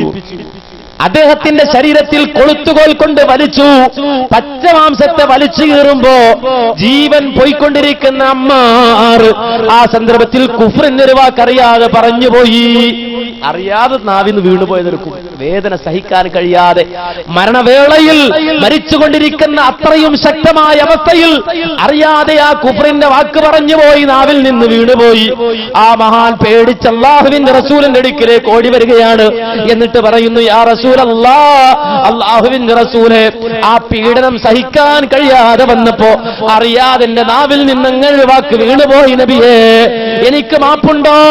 ഞാൻ എന്റെ വിശ്വാസത്തിൽ നിന്ന് തെറ്റിയോ എന്ന് ചോദിച്ചുകൊണ്ട് റസൂലുള്ളാഹിയുടെ മുന്നിൽ വന്ന് പൊട്ടിക്കരയുമ്പോ മുഖറം മഹാനായ നാമൂസുൽ അമീൻ മലക്ക് ജിബ്രീൽ അലൈഹിസ്സലാത്തു വസ്സലാം ഇറങ്ങി വന്നുകൊണ്ട് പറയുന്നു, എന്താ പറയുന്നത്? പേടിക്കണ്ട, വിഷമിക്കണ്ട. ആ പറഞ്ഞു പോയത് മനസ്സിൽ വിശ്വാസമില്ലാതെയാണല്ലോ. അതുകൊണ്ട് ആ ഒരു പ്രശ്നം നിങ്ങളുടെ മേലിൽ ആ കുഫർ വന്ന് വീഴുന്നില്ല. ഇല്ലാ മൻ ഉക്രിഹ വഖൽബുഹു മുത്മഇന്നും ബിൽ ഈമാൻ. അടിയേറ്റവശനാകുമ്പോഴും ഹൃദയം നിറയെ ഈമാനുള്ള ഘട്ടത്തിൽ അറിയാതെ പറഞ്ഞു പോയൊരു വാക്കാണല്ലോ. അതുകൊണ്ട് തന്നെ നിങ്ങൾക്ക് അതിൽ കുറ്റമില്ല എന്ന് പറഞ്ഞ ഒരു ഭാഗം എടുത്തുകൊണ്ട് ഈ മൗലവി പറയാ, 2 ചോയ്സ് ഉണ്ട്. ഇവിടെ ഒന്ന് പ്രസംഗിച്ചെന്താ? 2 ചോയ്സ് ഉണ്ട്. ഒന്നെന്താ? ബിലാലിനെ പോലെ, യാസിറിനെ പോലെ, സുമയ്യെ പോലെ തൗഹീദ് പറഞ്ഞു മരിക്കുക എന്നുള്ള ചോയ്സ്. അത് ഞാൻ തിരഞ്ഞെടുത്തില്ല. പിന്നെ കുഫ്ർ പറയാന്ന് അമ്മാറിന്റെ ചോയ്സ്. ഇയാള് പറഞ്ഞാൽ തോന്നാ ഈ കുഫ്ർ അമ്മാർ ഇങ്ങനെ ബോധപൂർവ്വം ഇങ്ങനെ പറഞ്ഞാണെന്ന് തോന്നിപ്പോകും. ബോധപൂർവ്വം തോന്നിപ്പോകും. നിങ്ങൾ ആലോചിച്ച് നോക്കൂ, ഈ അമ്മാറിന്റെ അവസ്ഥ സീഡിയിട്ടവരിൽ ഈ സക്കരിയ മൗലവിക്കുണ്ടായിട്ടുണ്ടോ? പറയണം. നിങ്ങൾ സഹാബത്തിനെ പുച്ഛിക്കുന്ന നിങ്ങൾ, സഹാബത്തിന്റെ അവരുടെ ജീവനത്തിന് ഒരൽപ്പം പോലും വില കൽപ്പിക്കാത്ത നിങ്ങൾ പറയണം, അമ്മാറിന്റെ അവസ്ഥ നിങ്ങൾക്ക് സീഡിയിട്ടവരിലുണ്ടായോ? കയ്യില് വാളും കുന്തവും അതുപോലെ തന്നെ ഇരുമ്പിന്റെ ചീർപ്പുകളുമായി സിപിയും ബഹുമാനായ ടിപിയും അബ്ദുറഹ്മാൻ സലഫിയും അതുപോലെ തന്നെ അഹമ്മദ് അലി മദനിയൊക്കെ നിങ്ങളെ വലിച്ചു കീറിയായിരുന്നോ? അപ്പോ ജീവൻ പോകുമെന്ന് പേടിച്ചിട്ട് എങ്ങനെ പോലെ ഇതാ കിടക്കട്ടെ ഒപ്പ്. ഞാൻ ചോദിക്കട്ടെ മൗലവി, ഞാൻ കടവത്തൂരിന്ന് ചോദിച്ചു, നിങ്ങളെ വിളിച്ചിരുത്തി നിങ്ങൾ ഇത്രയും ദുർബല ഹൃദയമാണെങ്കിൽ ആ വീടിന്റെ ആധാരം എടുത്തിട്ട് ഒന്ന് ഒപ്പിട്ടരുമെന്ന് ഞാനൊന്ന് ഹറാസ് ചെയ്തോട്ടെ. ആ വീടിന്റെ ആധാരം അങ്ങനെ എടുത്തിട്ട് അതിന്റെ പേരിലാക്കാൻ ഞാനൊന്ന് ഹറാസ് ചെയ്ത് ഒപ്പിട്ടരുമോ? അത് മോനെ ഒരുപാട് കഷ്ടപ്പെട്ടുണ്ടാക്കിയതാടാ അല്ലേ, അതൊപ്പിടൂല. ഇതിപ്പോ ശിർക്കല്ലാത്തൊരു കാര്യം, ശിർക്കാണെന്നല്ലേ, ശിർക്കല്ല നമുക്ക് മനസ്സിലെ വിശ്വാസം, അതല്ലേ ഒപ്പ്. ആ കിടക്കട്ടെ ഒപ്പ് എത്ര വേണം, അങ്ങനെ ഒപ്പിട്ട് കൊടുത്താടുന്ന ഇങ്ങനെ ഒരു മനുഷ്യരെ മാന്യ സഹോദരങ്ങളെ മുജാഹിദ് പ്രസ്ഥാനത്തിന്റെ അകത്ത് വെച്ചുകൊണ്ടിരിക്കാനുള്ള യോഗ്യതയുണ്ടോ? പറയണം. നിങ്ങൾ താങ്ങുന്നവനും പറയണം, താങ്ങി നടക്കുന്നവനും പറയണം. ഈ പറയുന്ന ഇസ്ലാമിക വിരുദ്ധ ആശയം കേരളത്തിന്റെ മണ്ണിൽ സ്റ്റേജ് കെട്ടി കാന്തപുരം സുന്നികൾ പോലും പറയാൻ മടിക്കുന്ന വൃത്തികെട്ട ഈ ആശയം പറയുന്നവരെ ഈ ആദർശ പ്രസ്ഥാനം പേരണോ? പേറുകയില്ല, പേറുകയില്ല, പേറുകയില്ല എന്നാണ് ഈ പ്രസ്ഥാനത്തിലെ നട്ടലുള്ള നേതാക്കന്മാർ പറഞ്ഞത്. അത് ആധികാരികമായ പറച്ചില. നിങ്ങൾ മനസ്സിലാക്കിക്കോ. അല്ലെങ്കിൽ പരസ്യമായി പശ്ചാത്തപിച്ചു വാ, തൗബ ചെയ്തു വാ, പറഞ്ഞത് തെറ്റായി പോയി എന്ന് പറ. ആ പറഞ്ഞാലല്ലാതെ ഈ ചണ്ടി ഒരിക്കലും ഈ ആദർശ പ്രസ്ഥാനം പേറുകയില്ല എന്ന് തന്നെയാണ് ഇതിന്റെ നേതാക്കന്മാർ, നട്ടലുള്ള നേതാക്കന്മാർ പറയുന്നത്. അത് ചിലർക്ക് സൈക്കിളില്ല, ചില ആളുകൾക്ക് സഹിക്കണില്ല. സഹിക്കാതിരുന്നെങ്കിൽ കടിച്ച് ദേഷ്യം അമർത്തിക്കോ എന്നല്ലാതെ വേറൊന്നും അതിനെ സംബന്ധിച്ച് പറയാനില്ല. എന്തായിരുന്നാലും ഇത് തൗഹീദിന് വേണ്ടി ഒത്തൊരുമിച്ച പ്രസ്ഥാനമാണ്. തൗഹീദി പടയാണിത്. തൗഹീദി ആദർശമുള്ള പ്രസ്ഥാനമാണ്. ആദർശമില്ലാത്ത ആൾക്കൂട്ടമല്ല ഇത്. ആദർശമില്ലാത്ത ആൾക്കൂട്ടമല്ല. തൗഹീദിന് വേണ്ടി ബഹിഷ്കരണങ്ങൾ ഏറ്റുവാങ്ങി, അടിയേറ്റുവാങ്ങി, മഹല്ല് വിലക്കുകൾ ഏറ്റുവാങ്ങി, പരിഹാസങ്ങൾ ഏറ്റുവാങ്ങിയിട്ട് വളർന്ന പ്രസ്ഥാനമാണിത്. ആ തൗഹീദിന് വേണ്ടി ഒന്നിക്കാനും തൗഹീദിന് വേണ്ടി അകലാനും ശീലിച്ച പാരമ്പര്യമുള്ള പ്രസ്ഥാനമാണിത്. അതുകൊണ്ട് ഈ കുഫ്രൻ വിശ്വാസത്തെ ഒരിക്കലും മുജാഹിദ് പ്രസ്ഥാനത്തിന്റെ ഉള്ളിൽ വെച്ച് ഉറപ്പിക്കുകയില്ല എന്നതിന് വ്യക്തമായ ഉദാഹരണമാണ് സക്കരിയ മൗലവി എന്ന് നിങ്ങൾ മനസ്സിലാക്കേണ്ടതുണ്ട്. ഇതൊരു തവണ മാത്രമല്ല, ഇദ്ദേഹത്തിന്റെ സ്ഥിരം പണിയതാ. നമ്മുടെയൊക്കെ മുന്നിൽ വരുമ്പോ ഇദ്ദേഹം കാര്യമായി പറയുന്ന ഒരു ക്ലിപ്പുണ്ട്, എന്നറിയോ? അനസ് മൗലവി എന്നെ ന്യായീകരിച്ചില്ലടോ, അനസ് മൗലവി എന്നെ ന്യായീകരിച്ചു. 20 മിനിറ്റ് ക്ലിപ്പ്. എന്താ 20 മിനിറ്റ് ക്ലിപ്പ്? ബഹ്റൈനിൽ വെച്ചുകൊണ്ട് അനസേ നീ എന്നെ ന്യായീകരിച്ചില്ലടാ, സക്കരിയക്കങ്ങനെ വാദമില്ലെന്ന് പ്രസംഗിച്ചില്ലടാ, എന്നിട്ട് ഇപ്പൊ അബ്ദുറഹ്മാൻ സലഫി എന്തോ വെച്ച് നീട്ടിയപ്പോ നീ തെറ്റിപ്പോയില്ലടാ. ഇത് കേൾക്കുമ്പോ നമ്മുടെ നാട്ടിലിപ്പോ സാധാരണ പറയുന്ന ഇപ്പോ മനുഷ്യന്മാര് എന്ന് പറഞ്ഞാൽ ചിലപ്പോ മനസ്സിലാവൂല. ആ തരത്തിലുള്ള ആളുകൾക്ക് അല്ലാത്ത ഹാപ്പിയോ അനസൊക്കെ ന്യായീകരിച്ചാൽ ഇപ്പൊ ചില മൗലവിമാർ ചില കവലകളിൽ ആ ക്ലിപ്പുകളുമായി ഊരുതണ്ടുന്നുണ്ട് എന്ന് ഞങ്ങൾ കാണുന്നുണ്ട്. നിങ്ങൾ മനസ്സിലാക്കിക്കോ, വേറൊന്നുമില്ല, ഞങ്ങൾക്ക് കൂടുതലൊന്നും പറയാനില്ല. അതൊക്കെ വന്ന് കൃത്യമായി ഓരോ നാളുകൾ കഴിയുമ്പോൾ അനുഭവത്തിലൂടെ അറിയുമെന്നല്ലാതെ കൂടുതൽ അതിനെ സംബന്ധിച്ചൊന്നും ഇപ്പോൾ ഞാൻ പ്രതികരിക്കുന്നില്ല. ഏതായിരുന്നാലും ഒരു കാര്യം ഞാൻ പറഞ്ഞു തരാം. എന്താന്നല്ലേ, ഇദ്ദേഹം പറയാണ്, അതെ നീ എന്നെ ന്യായീകരിച്ചില്ലേ, ബഹ്റൈനിൽ വെച്ചുകൊണ്ട് മണിക്കൂറുകൾ എടുത്ത് ന്യായീകരിച്ചില്ലേ. പക്ഷെ അള്ളാഹു അതിനിടയിൽ ഒരു സംസാരം അല്ലെങ്കിൽ ഒരു വാക്ക് എന്റെ നാവിൽ നിന്ന് തന്നെ പുറത്തേക്ക് ഇടിച്ചു. അതെന്തിനാണെന്നറിയോ? എനിക്ക് ഭാവി അറിയില്ല, എനിക്ക് ഭാവി അറിയില്ല, നാളെ എന്ത് സംഭവിക്കുമെന്നറിയുന്ന ആളല്ല ഞാൻ. എനിക്ക് മാത്രമല്ല ലോകത്തൊരാൾക്കും അറിയില്ല. നാളെ എന്ത് സമ്പാദിക്കുമെന്നൊരാൾക്കും അറിഞ്ഞുകൂടാ. പക്ഷേ ഒയ്ബറിയുന്ന ഭാവി അറിയുന്ന അല്ലാഹു സുബ്ഹാനഹു വ തആല അന്ന് എന്റെ നാവിനെ നിയന്ത്രിച്ചുകൊണ്ട് പറഞ്ഞു, അത് വല്ലാതെ നീ ന്യായീകരിക്കും ആയിരിക്കണ്ടടാ, അതിനിടയിൽ ഒരു വാക്ക് കൂടി ഇട്ടോ. എന്താ വാക്കെന്നറിയോ? നാളെ സക്കരിയ മൗലവി ഈ ഞാൻ പറയുന്ന ഈ തൗഹീദിനെതിരെ രംഗത്ത് വന്നാൽ ജിന്നിനോട് തേടുന്നത് തേടുന്നത് പ്രശ്നമല്ലെന്നോ തേടാമെന്നോ അല്ലെങ്കിൽ ആ രൂപത്തിലുള്ള സംസാരങ്ങളുമായിട്ട് രംഗത്ത് വന്നാൽ ഇന്ന് ഞാൻ ഈ തുറന്നു പിടിച്ച മൈക്ക് ഖുറാഫികൾക്ക് നേരെയാണ് തിരിച്ചതെങ്കിൽ ഈ മൈക്ക് ഞാൻ സക്കരിയ മൗലവിയുടെ നേരെ തിരിച്ചു വെക്കുമെന്ന് അന്നല്ല എന്നെ കൊണ്ട് പറയിപ്പിച്ചു പോയി മൗലവി. നിങ്ങളുടെ ക്ലിപ്പിൽ അത് കാണുന്നില്ല, അത് വലിയൊരു പ്രശ്ന. നിങ്ങളുടെ ക്ലിപ്പിൽ അത് കാണുന്നില്ല കേട്ടോ. അന്ന് ബഹ്റൈനിൽ വെച്ചുകൊണ്ട് അനസ് പറയുന്നത് സക്കരിയ സലാഹി അങ്ങനെ പറഞ്ഞു. സക്കരിയ സലാഹി ഇവിടെ ഇല്ല, ഉണ്ടായിരുന്നെങ്കിൽ നമുക്ക് ചോദിക്കാമായിരുന്നു, താങ്കൾക്ക് അങ്ങനെ വാദമുണ്ടോ? അങ്ങനെ വാദമുണ്ട് എന്നാ സക്കരിയ സലാഹി പറയണമെങ്കിൽ ഈ മൈക്ക് സക്കരിയ സലാഹിയുടെ നേരിട്ട് തിരിച്ചു വെക്കാം. സക്കരിയ സലാഹി അങ്ങനെ പറഞ്ഞു. സക്കരിയ സലാഹി ഇവിടെ ഇല്ല, ഉണ്ടായിരുന്നെങ്കിൽ നമുക്ക് ചോദിക്കാമായിരുന്നു, താങ്കൾക്ക് അങ്ങനെ വാദമുണ്ടോ? അങ്ങനെ വാദമുണ്ട് എന്നാ സക്കരിയ സലാഹി പറയണമെങ്കിൽ ഈ മൈക്ക് സക്കരിയ സലാഹിയുടെ നേരിട്ട് തിരിച്ചു വെക്കാം. ആ വാദവുമായി സക്കരിയ മൗലവി വന്നാൽ സക്കരിയ മൗലവിയുടെ നേരെ ഈ മൈക്ക് തിരിച്ചു വെക്കുമെന്ന് മാത്രമല്ല സക്കരിയ മൗലവിക്ക് മറുപടി പറയും. കേട്ടോളൂ, അവിടുന്ന് തന്നെ പറയുന്നത്, ബഹ്റൈനിൽ വെച്ചുകൊണ്ട് തന്നെ പറയുന്നത്. എന്താണ് മാന്യ സഹോദരങ്ങളെ, ഇവിടെ ഒരാളെ സംബന്ധിച്ചിടത്തോളം അദ്ദേഹം ജീവിച്ചിരിപ്പുള്ള ആളാണ്. അദ്ദേഹത്തെ വിളിച്ചിട്ട് ചോദിക്കാലോ, നിങ്ങൾക്ക് എങ്ങനെ വാദമുണ്ടോ? ജിന്നിനോട് സഹായം തേടാമെന്ന വാദം സക്കരിയ സലാഹി നിങ്ങൾക്കുണ്ടോ? ഉണ്ട് എന്ന് സക്കരിയ സലാഹി പറയുകയാണെങ്കിൽ മുജാഹിദുകൾ പറയുന്നു സക്കരിയ സലാഹിക്ക് മറുപടി പറയാൻ ഞങ്ങളുണ്ട്, സക്കരിയ സലാഹിക്ക് മറുപടി പറയാൻ ഞങ്ങളുണ്ട്. അതാ ഇപ്പൊ നടത്തിക്കൊണ്ടിരിക്കുന്നത്. സക്കരിയ മൗലവിക്ക് മറുപടി പറയാൻ ഞങ്ങളുണ്ട്, സക്കരിയ മൗലവിക്ക് മറുപടി പറയാൻ ഞങ്ങളുണ്ട്. അത് അള്ളാഹ് പറയിച്ചാണ്. ഇനി ഒരു വട്ടം കൂടെ പറയുന്നുണ്ട്, അത് കേൾപ്പിക്കണ്ടല്ലോ, അതെല്ലാം കൂടെ കേൾപ്പിക്കണ്ടല്ലോ. അപ്പൊ സക്കരിയ മൗലവി ഈ തൗഹീദി ആദർശത്തിനെതിരെ വന്നാൽ സക്കരിയ മൗലവിക്ക് മറുപടി പറയാൻ പുറത്തു നിന്നൊരാൾ വരണ്ട, ഞങ്ങളുണ്ടാകും സക്കരിയ മൗലവിക്കെതിരെ. വളരെ വ്യക്തമായി തന്നെ ബഹ്റൈനിൽ പറഞ്ഞു. അപ്പോഴും സക്കരിയ മൗലവിക്ക് സംശയം, പിന്നെ എന്തിനാണ് അത്രയും ശക്തമായി എന്നെ ന്യായീകരിച്ചത് എന്നാണ്. നമ്മൾ വിചാരിച്ചെന്ന് വെച്ചാൽ മൂപ്പര് ഒരു സിദ്ദീഖാണ്, സത്യസന്ധനാണ്. ഇപ്പോഴാ മനസ്സിലാകണമെന്ന് വെച്ചാൽ ചില സംഗതികള് മൂപ്പരെന്ന് വെച്ചാൽ മനസ്സിലില്ലാത്തത് എഴുതി ഒപ്പിടുന്ന ആളാണ് എന്ന് ഇപ്പോഴാ മനസ്സിലായത്.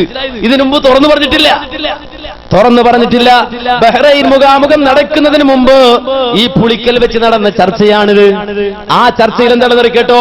21/6/2011 ചൊവ്വാഴ്ച രാവിലെ 9 മണി മുതൽ മദീനത്തുൽ ഉലൂം അറബിക് കോളേജ് ലൈബ്രറി ഓഡിറ്റോറിയത്തിൽ PN അബ്ദുൽ ലത്തീഫ് മദനി, കുഞ്ഞ് മുഹമ്മദ് മദനി പറപ്പൂർ എന്നിവരുടെ സാന്നിധ്യത്തിൽ ജിന്നുബാധ, റുഖിയ ശർഇയ്യ എന്നിവ സംബന്ധിച്ച് മുജാഹിദ് പ്രവർത്തകർക്കിടയിൽ ആശയക്കുഴപ്പമുള്ള വിഷയങ്ങൾ സംബന്ധിച്ച് നടന്ന ചർച്ചയിൽ പങ്കെടുത്തവരും KNM KJയും മുമ്പാകെ സമർപ്പിക്കുന്നതിനായി അവർ ഏകകണ്ഠമായി അംഗീകരിച്ച് ഒപ്പുവെച്ച കാര്യങ്ങളും കേട്ടോ. അല്ലാതെ പങ്കെടുത്ത ആൾക്കാരാരാ? ഒന്ന് കുഞ്ഞു മുഹമ്മദ് മദനി പറപ്പൂര്, PN അബ്ദുൽ ലത്തീഫ് മദനി, M അബ്ദുറഹ്മാൻ സലഫി, KK സക്കരിയ സലാഹി, അവിടെ നിങ്ങോട്ട് ഹനീഫ് കായക്കൊടി, അതുപോലെ തന്നെ അവസാനം വിനീതനായ ഞാൻ, ഇവരൊക്കെ ഉണ്ട്. എല്ലാവരും എഴുതി ഒപ്പിട്ടിട്ടുണ്ട് ബഹ്റൈൻ മുഖാമുഖം നടക്കുന്നതിന് മുമ്പ്. ഈ പുളിക്കലെ മദീനത്തുൽ ഉലൂം ആ കോളേജിലെ മദീനത്തുൽ ഉലൂം അറബിക് കോളേജിന്റെ ലൈബ്രറി ബിൽഡിംഗിൽ ഇരുന്നു കൊണ്ടാണ് അന്ന് ആ ചർച്ച നടന്നത്. ഇതിൽ 11ാമത്തെ സംഗതി എന്താണെന്നറിയോ? ജിന്നുകളോട് സഹായം ചോദിക്കുന്നത് തൗഹീദ് വിരുദ്ധവും ശിർക്കുമാണ്. ഏകകണ്ഠമായെടുത്ത തീരുമാനം. ഒരാൾക്കും അഭിപ്രായ വ്യത്യാസമില്ല. നാളെ ശിർക്കല്ല എന്നൊരാളും പറയൂല. ശിർക്കല്ല എന്ന് പറയാൻ പാടില്ല. ഈ വിഷയത്തിൽ അഭിപ്രായ വ്യത്യാസം ഉണ്ടായപ്പോ ആ വിഷയം കൃത്യമായി തന്നെ ഈ തീരുമാനത്തിൽ ഉണ്ടാകണം എന്ന് ബഹുമാനായ അബ്ദുറഹ്മാൻ സലഫി പറയുകയും 11ാമത്തെ തീരുമാനമായി ജിന്നുകളോട് സഹായം ചോദിക്കുന്നത് തൗഹീദിന് വിരുദ്ധവും ശിർക്കുമാണ് എന്ന് ഇതാ വ്യക്തമായി എഴുതിയിട്ട് അതിന് കീഴിൽ എഴുതി ഒപ്പിടുകയാണ് ആര്? KK സക്കരിയ സലാഹി. ഇതൊക്കെ കഴിഞ്ഞാൽ ഞാൻ ബഹ്റൈനിലേക്ക് മുഖാമുഖത്തിന് പോകുന്നത്. അപ്പോഴൊരാൾ ചോദിക്കാൻ വന്നത്, ഞാൻ എന്താ പറയേണ്ടത്?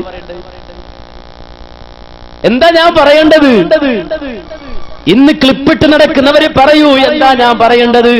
ഞാൻ ആ മനുഷ്യനെ വിശ്വസിച്ചു, ഇയാൾ സത്യസന്ധനാണെന്ന് വിചാരിച്ചു. പക്ഷേ ഇദ്ദേഹത്തെ സംബന്ധിച്ചിടത്തോളം ഇദ്ദേഹത്തിന്റെ ഹൃദയത്തിൽ ആ വിശ്വാസം ഉണ്ടായിരുന്നില്ല. പിന്നീടാണ് അദ്ദേഹം വ്യക്തമാക്കുന്നത്. ഇപ്പൊ പുറത്തായി കഴിഞ്ഞപ്പോഴായി അദ്ദേഹം നാവ് തുറക്കാൻ തുടങ്ങിയത്, തൊള്ള പൊളിക്കാൻ തുടങ്ങിയത്. എന്നിട്ട് അദ്ദേഹം ഇത് ഒപ്പിട്ട്, ആദ്യം ഒപ്പിട്ട് കേരള ജമിയത്തുലമ ഒപ്പിട്ടതിനെ കുറിച്ചാണ് പറഞ്ഞത്. ഈ PN-മായി നടത്തിയ ചർച്ചയിൽ ഇദ്ദേഹം ഒപ്പിട്ടതിനെ കുറിച്ച് പറഞ്ഞ വാചകം കേട്ടോളൂ. അദ്ദേഹം തന്നെ പറയട്ടെ. ഇവിടെ എന്നിട്ട് പറയാ, 3 വട്ടം ഞങ്ങൾക്ക് ഒപ്പിട്ട് തന്നിട്ടുണ്ട്. ഏത് 3 വട്ടം? ഒന്ന് ഇതാ, മനസ്സിലായില്ലേ? പിന്നെ ഒന്നേതാണെന്നറിയോ? ഒന്ന് PN-ന്റെ നേതൃത്വത്തിൽ ഇന്ന് റുഖിയനെ പറ്റി നല്ല നല്ല തീരുമാനങ്ങൾ എടുത്തു. മഗ്‌രിബിയായി. അപ്പോ ഒക്കെ ഇങ്ങനെ രേഖപ്പെടുത്തുക. ഇതിനിടയ്ക്ക് ഞാൻ സൂചിപ്പിക്കട്ടെ, ആ വിഷയം അവിടെ നിൽക്കട്ടെ, പൂർത്തിയാക്കാനുണ്ട്. അതിനിടയ്ക്ക് ഇയാൾ നല്ല നല്ല തീരുമാനങ്ങൾ എടുത്തു. റുഖിയ ശർഈയെ സംബന്ധിച്ച് നല്ല നല്ല തീരുമാനം എടുത്തു എന്ന് പറയുന്നത് കേൾക്കുമ്പോ മറ്റുള്ള ആൾക്കാർ തെറ്റിദ്ധരിക്കാതറിയും. ഈ നല്ല നല്ല തീരുമാനം എന്ന് പറഞ്ഞാൽ എന്താണ്? നല്ല നല്ല തീരുമാനം വെച്ചാൽ എന്തോ മുജാഹിദികൾക്ക് എതിരായിട്ടുള്ള സക്കരിയ മൗലവിക്ക് അനുകൂലമായിട്ടുള്ള എന്തൊക്കെയോ തീരുമാനമാണെന്നാ വിചാരിക്കുക. അതുകൊണ്ട് ആ നല്ല നല്ല തീരുമാനം ഒന്ന് കേട്ടതിന്റെ ഇടയ്ക്ക് ഇത് ആവശ്യമാണ്, പ്രത്യേകിച്ച് പുളിക്കലിന്റെ ആവശ്യം അതുകൊണ്ട് കേട്ടോ. ഒന്ന്, എന്താ റുഖിയ ശർഈയ എന്ന് പറഞ്ഞ? അടിക്കലാണോ, പിടിക്കലാണോ, ചവിട്ടലാണോ, കഴുത്ത് ഞെരിക്കലാണോ, ഇടിയാണോ, തൊഴിയാണോ? ഇതാ റുഖിയ ശർഈയ. എന്താ റുഖിയ ശർഈയ? അപ്പൊ റുഖിയ ശർഈയ എന്താണെന്നാണ് ആദ്യത്തെ ചർച്ച. കേട്ടോ, ഒന്ന് ഖുർആൻ കൊണ്ടും അള്ളാഹുവിന്റെ നാമങ്ങളും വിശേഷണങ്ങളും കൊണ്ടും ഖുർആനിലും സുന്നത്തിലും സഹിഹായി വന്നിട്ടുള്ള ദിക്റുകൾ കൊണ്ടും രോഗശമനത്തിന് വേണ്ടി പ്രാർത്ഥിച്ചുകൊണ്ട് സുന്നത്തിൽ സ്ഥിരപ്പെട്ട രീതിയിൽ നിർവഹിക്കുന്ന ഒന്നാണ് റുഖിയ ശർഈയ. അപ്പൊ റുഖിയ ശർഈയ ഇല്ല എന്നാ ജമിയത്തുൽ പറയുന്നതാണ് ഇപ്പൊ ചില സാധുക്കള് പറഞ്ഞു പ്രചരിപ്പിക്കുന്നത്. കേരള ജമിയത്തുൽ ഉലമ റുഖിയ ശർഈയ അംഗീകരിക്കുന്നില്ല. അഥവാ ഈ മന്ത്രം എന്ന സംവിധാനത്തെ തന്നെ എതിർക്കുന്നവരാണ് ആര്? മുജാഹിദുകൾ എന്ന് വരുത്തി തീർക്കാൻ ഇപ്പൊ ചില ആളുകൾ കൊണ്ടുപിടിച്ച് പരിശ്രമിച്ചുകൊണ്ടിരിക്കുന്നത്. മാന്യ സഹോദരങ്ങളെ മനസ്സിലാക്കേണ്ടതുണ്ട്. എന്നാൽ ജമിയത്തുൽ ഉലമ വ്യക്തമായി വിഷയത്തിൽ പുസ്തകമിറക്കിയ പ്രസ്ഥാന എന്താ റുഖിയ ശർഈയ.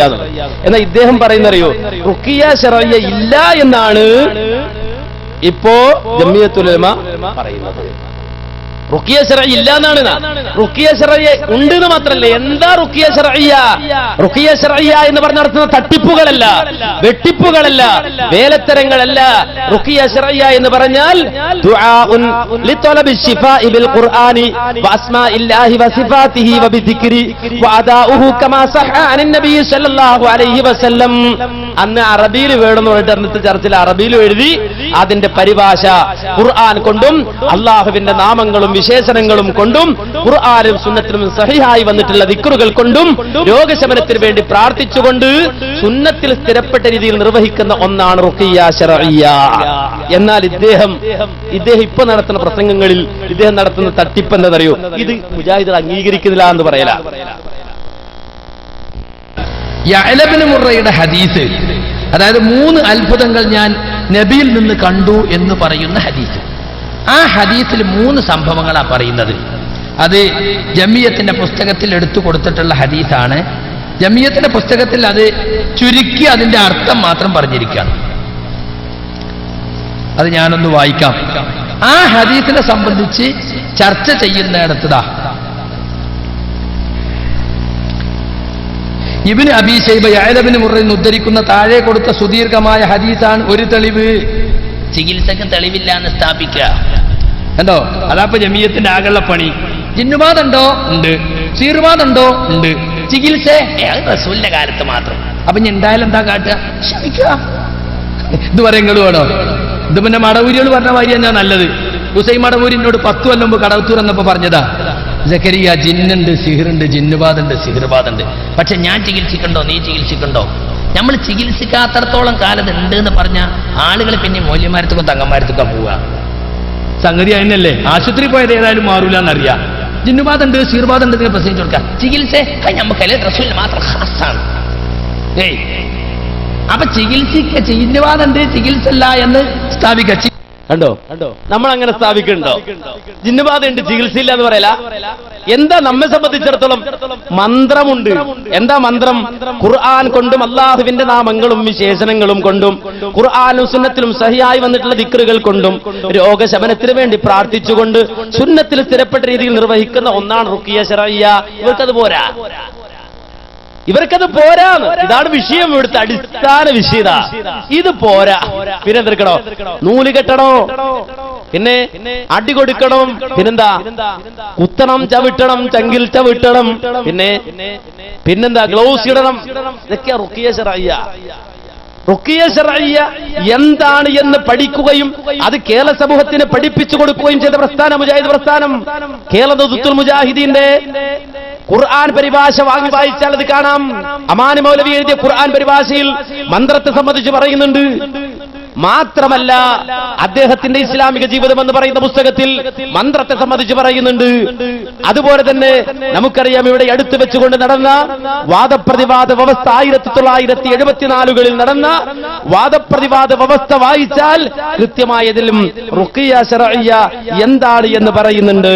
മാന്യ സഹോദരങ്ങളെ, അതുപോരാ, നേരെ മറിച്ച് വേറെന്തോ ആണ് റുഖിയ ശർഇയ്യ എന്ന് പറഞ്ഞ് ഇപ്പറഞ്ഞൊന്നും അല്ല എന്ന രൂപത്തിലാണ് ഇപ്പോഴത്തെ വിശദീകരണം പോകുന്നത്. മാത്രല്ല, ദാ ഇവിടെ ഈ പുളിക്കലിൽ ഇറക്കിയ പുസ്തകമായത്. ഈ പുളിക്കലിൽ നിന്ന് ഇറക്കിയ പുസ്തകം, ആ പുസ്തകത്തിൽ കേട്ടോ, മാനസിക രോഗങ്ങൾക്ക് ഖുർആൻ ചികിത്സ, നബി സല്ലല്ലാഹു അലൈഹി വസല്ലമയും സഹാബത്തും ചെയ്തതിന് ഹദീസുകൾ. ഇങ്ങനെ ഹദീസ് ഒന്ന് രണ്ടെണ്ണം കൊടുത്തിട്ട് അതിന്റെ ചുവട്ടിൽ എഴുതുക ഹദീസുകൾ നൽകുന്ന പാഠങ്ങൾ. കേട്ടോ, എന്തൊക്കെയാ പാഠം? മാനസിക രോഗങ്ങൾക്ക് ഖുർആൻ ചികിത്സ നടത്താവുന്നതാണ്. ശൈത്താൻ ശരീരത്തിൽ പ്രവേശിച്ചാൽ മാനസിക രോഗങ്ങൾ ഉണ്ടാകാം. ആവശ്യമെങ്കിൽ ശൈത്താനെ ശരീരത്തിൽ നിന്ന് പുറന്തള്ളാൻ രോഗിയെ അടിക്കാവുന്നതാണ്. കണ്ടോ, ചില സലഫികൾ എന്ന് പറയുന്ന ആളുകൾ പുറത്തിറക്കാണ് പുളിക്കലിൽ നിന്ന് എന്തെടുക്ക അടിക്കാവുന്നതാണ്. ഒരാൾക്ക് ഈ രൂപത്തിൽ എന്തെങ്കിലും ജിന്നു ബാധിച്ചാന്ന് പറയാം, എന്നിട്ട് അടിക്കാനാണെങ്കിൽ എത്ര സൗകര്യ. അങ്ങനെയാണെങ്കിൽ വലിയ സൗകര്യമല്ലേ? കാര്യം എന്ന് വെച്ചാൽ ഇപ്പൊ നമ്മൾ പറയാ ദക്രിയ മൗലവിക്ക് ജിന്നു ബാധ, ജിന്നിനെ ഇറക്കണം എന്നെടുത്താൽ മതി, നല്ല അടി കൊടുക്കുക. ഇബ്സുർ റഹ്മാൻ ജിന്ന് അങ്ങനെ ഉണ്ട്, ഇവർക്കൊക്കെ ജിന്നു കൂടിയതാണ് എന്ന് പറഞ്ഞിട്ട് പോയി അടിക്കാൻ പറ്റുമോ? എങ്കിൽ അടി ആർക്കാ ആദ്യം കൊടുക്കേണ്ടത്? അടി കൊടുക്കേണ്ടത് ഈ പുളിക്കലിൽ നിന്നല്ലേ മാന്യസഹോദരങ്ങളെ പുസ്തകം ഇറക്കിയത്, അടി ചികിത്സക്ക് തെളിവ് ധരിച്ചിട്ട്. എന്നിട്ട് അതിനെ ന്യായീകരിക്കുന്ന സലഫി അല്ലേ? ഈ രൂപത്തിൽ ഈ സമൂഹത്തിന് ഒരു തരത്തിലും ഏറ്റെടുക്കാൻ കഴിയാത്ത കാര്യങ്ങൾ സലഫിയത്തിന്റെ പേരിൽ ഈ സമൂഹത്തിന്റെ ഇടയിലേക്ക് കൊണ്ടുവന്നിട്ട് അതിനെ ന്യായീകരിച്ച് നടന്നിട്ട് ഈ അന്ധവിശ്വാസങ്ങൾക്ക് കൊടിപിടിച്ചു കൊടുക്കുന്നവൻ സലഫി അല്ലേ? ഇനി മാത്രല്ല, കേട്ടോളൂ, റുഖിയ ശർഇയ്യ നിഷേധിക്കുന്നവരല്ല അങ്ങനെ വരുത്തി തീർക്കാൻ ഇപ്പൊ ഇവർ ശ്രമിക്കുന്നത്. റുഖിയ ശർഇയ്യ എന്ന് പറഞ്ഞാൽ എല്ലാവരും അവരവർക്ക് നിർവഹിക്കാൻ കഴിയും. കേട്ടോ, ഒന്ന് രണ്ടാമത്തെ തീരുമാനം, നല്ല നല്ല തീരുമാനങ്ങളിൽ രണ്ടാമത്തെ തീരുമാനം കേട്ടോ, റുഖിയ സ്വയം നിർവഹിക്കലാണ് ഏറ്റവും ഉത്തമം. മറ്റൊരാൾക്ക് ചെയ്തു കൊടുക്കുന്നതിനും വിരോധമില്ല. റുഖിയ അവനവൻ നിർവഹിക്കുക. റുഖിയ ശർഇയ്യ എന്ന് വെച്ചാൽ മന്ത്രം ഏതുപോലെ അറിയോ? കിടക്കുന്നതിന് മുമ്പ് സൂറത്തുൽ ഫലക്കും സൂറത്തുൽ നാസും അതുപോലെ തന്നെ സൂറത്തുൽ ഇഖ്ലാസൊക്കെ ഊതി തടവി കിടക്കുക, അല്ലെങ്കിൽ ഊതി തടവി ഓതി കിടക്കുക. അവർ രോഗിയുടെ സമീപത്ത് എന്നാൽ രോഗിയുടെ ശരീരത്തിൽ കൈവച്ചിട്ട് പ്രാർത്ഥിക്കുക. ഇതൊക്കെയാണ് റുഖിയ ശർഇയ്യ എന്ന് പറഞ്ഞത്. അനുവദിക്കപ്പെട്ട മന്ത്രം. ഇത് ഇസ്ലാം പഠിപ്പിച്ച അത് എല്ലാ മുജാഹിദുകൾക്കും ചെയ്യാം, സ്വയം ചെയ്യാം, വേറെ ആൾക്ക് ചെയ്തു കൊടുക്കുക ചെയ്യാം. ആരെന്താ? അല്ലാഹുവിന്റെ റസൂൽ മുഹമ്മദ് മുസ്തഫ സല്ലല്ലാഹു അലൈഹി വസല്ലമ എല്ലാ ദിവസവും കൃത്യമായി ചെയ്തു കൊണ്ടുവന്നിരുന്ന കാര്യമാണ്. സൂറത്തുൽ ഫലക്കും സൂറത്തുൻ നാസും അതുപോലെ തന്നെ ഇഖ്ലാസൊക്കെ ഓതിയിട്ട് കയ്യിലൂതി ശരീരത്തിൽ തടവുകയെന്നത്. റസൂലുള്ളാഹി സ്വല്ലല്ലാഹു അലൈഹി വസല്ലമക്ക് പനി ബാധിച്ച് റസൂലുള്ളാഹി വഫാത്താകാൻ വേണ്ടി കിടക്കുന്ന ആ സന്ദർഭത്തിൽ റസൂലുള്ളാഹി സ്വല്ലല്ലാഹു അലൈഹി വസല്ലമക്ക് അങ്ങനെ ഊതി തടവാൻ കഴിയാതെ വന്നപ്പോ ആയിഷ റളിയല്ലാഹു അൻഹയോട് പറഞ്ഞു, ആയിഷ നീ ഓതിത്താ എന്നിട്ട്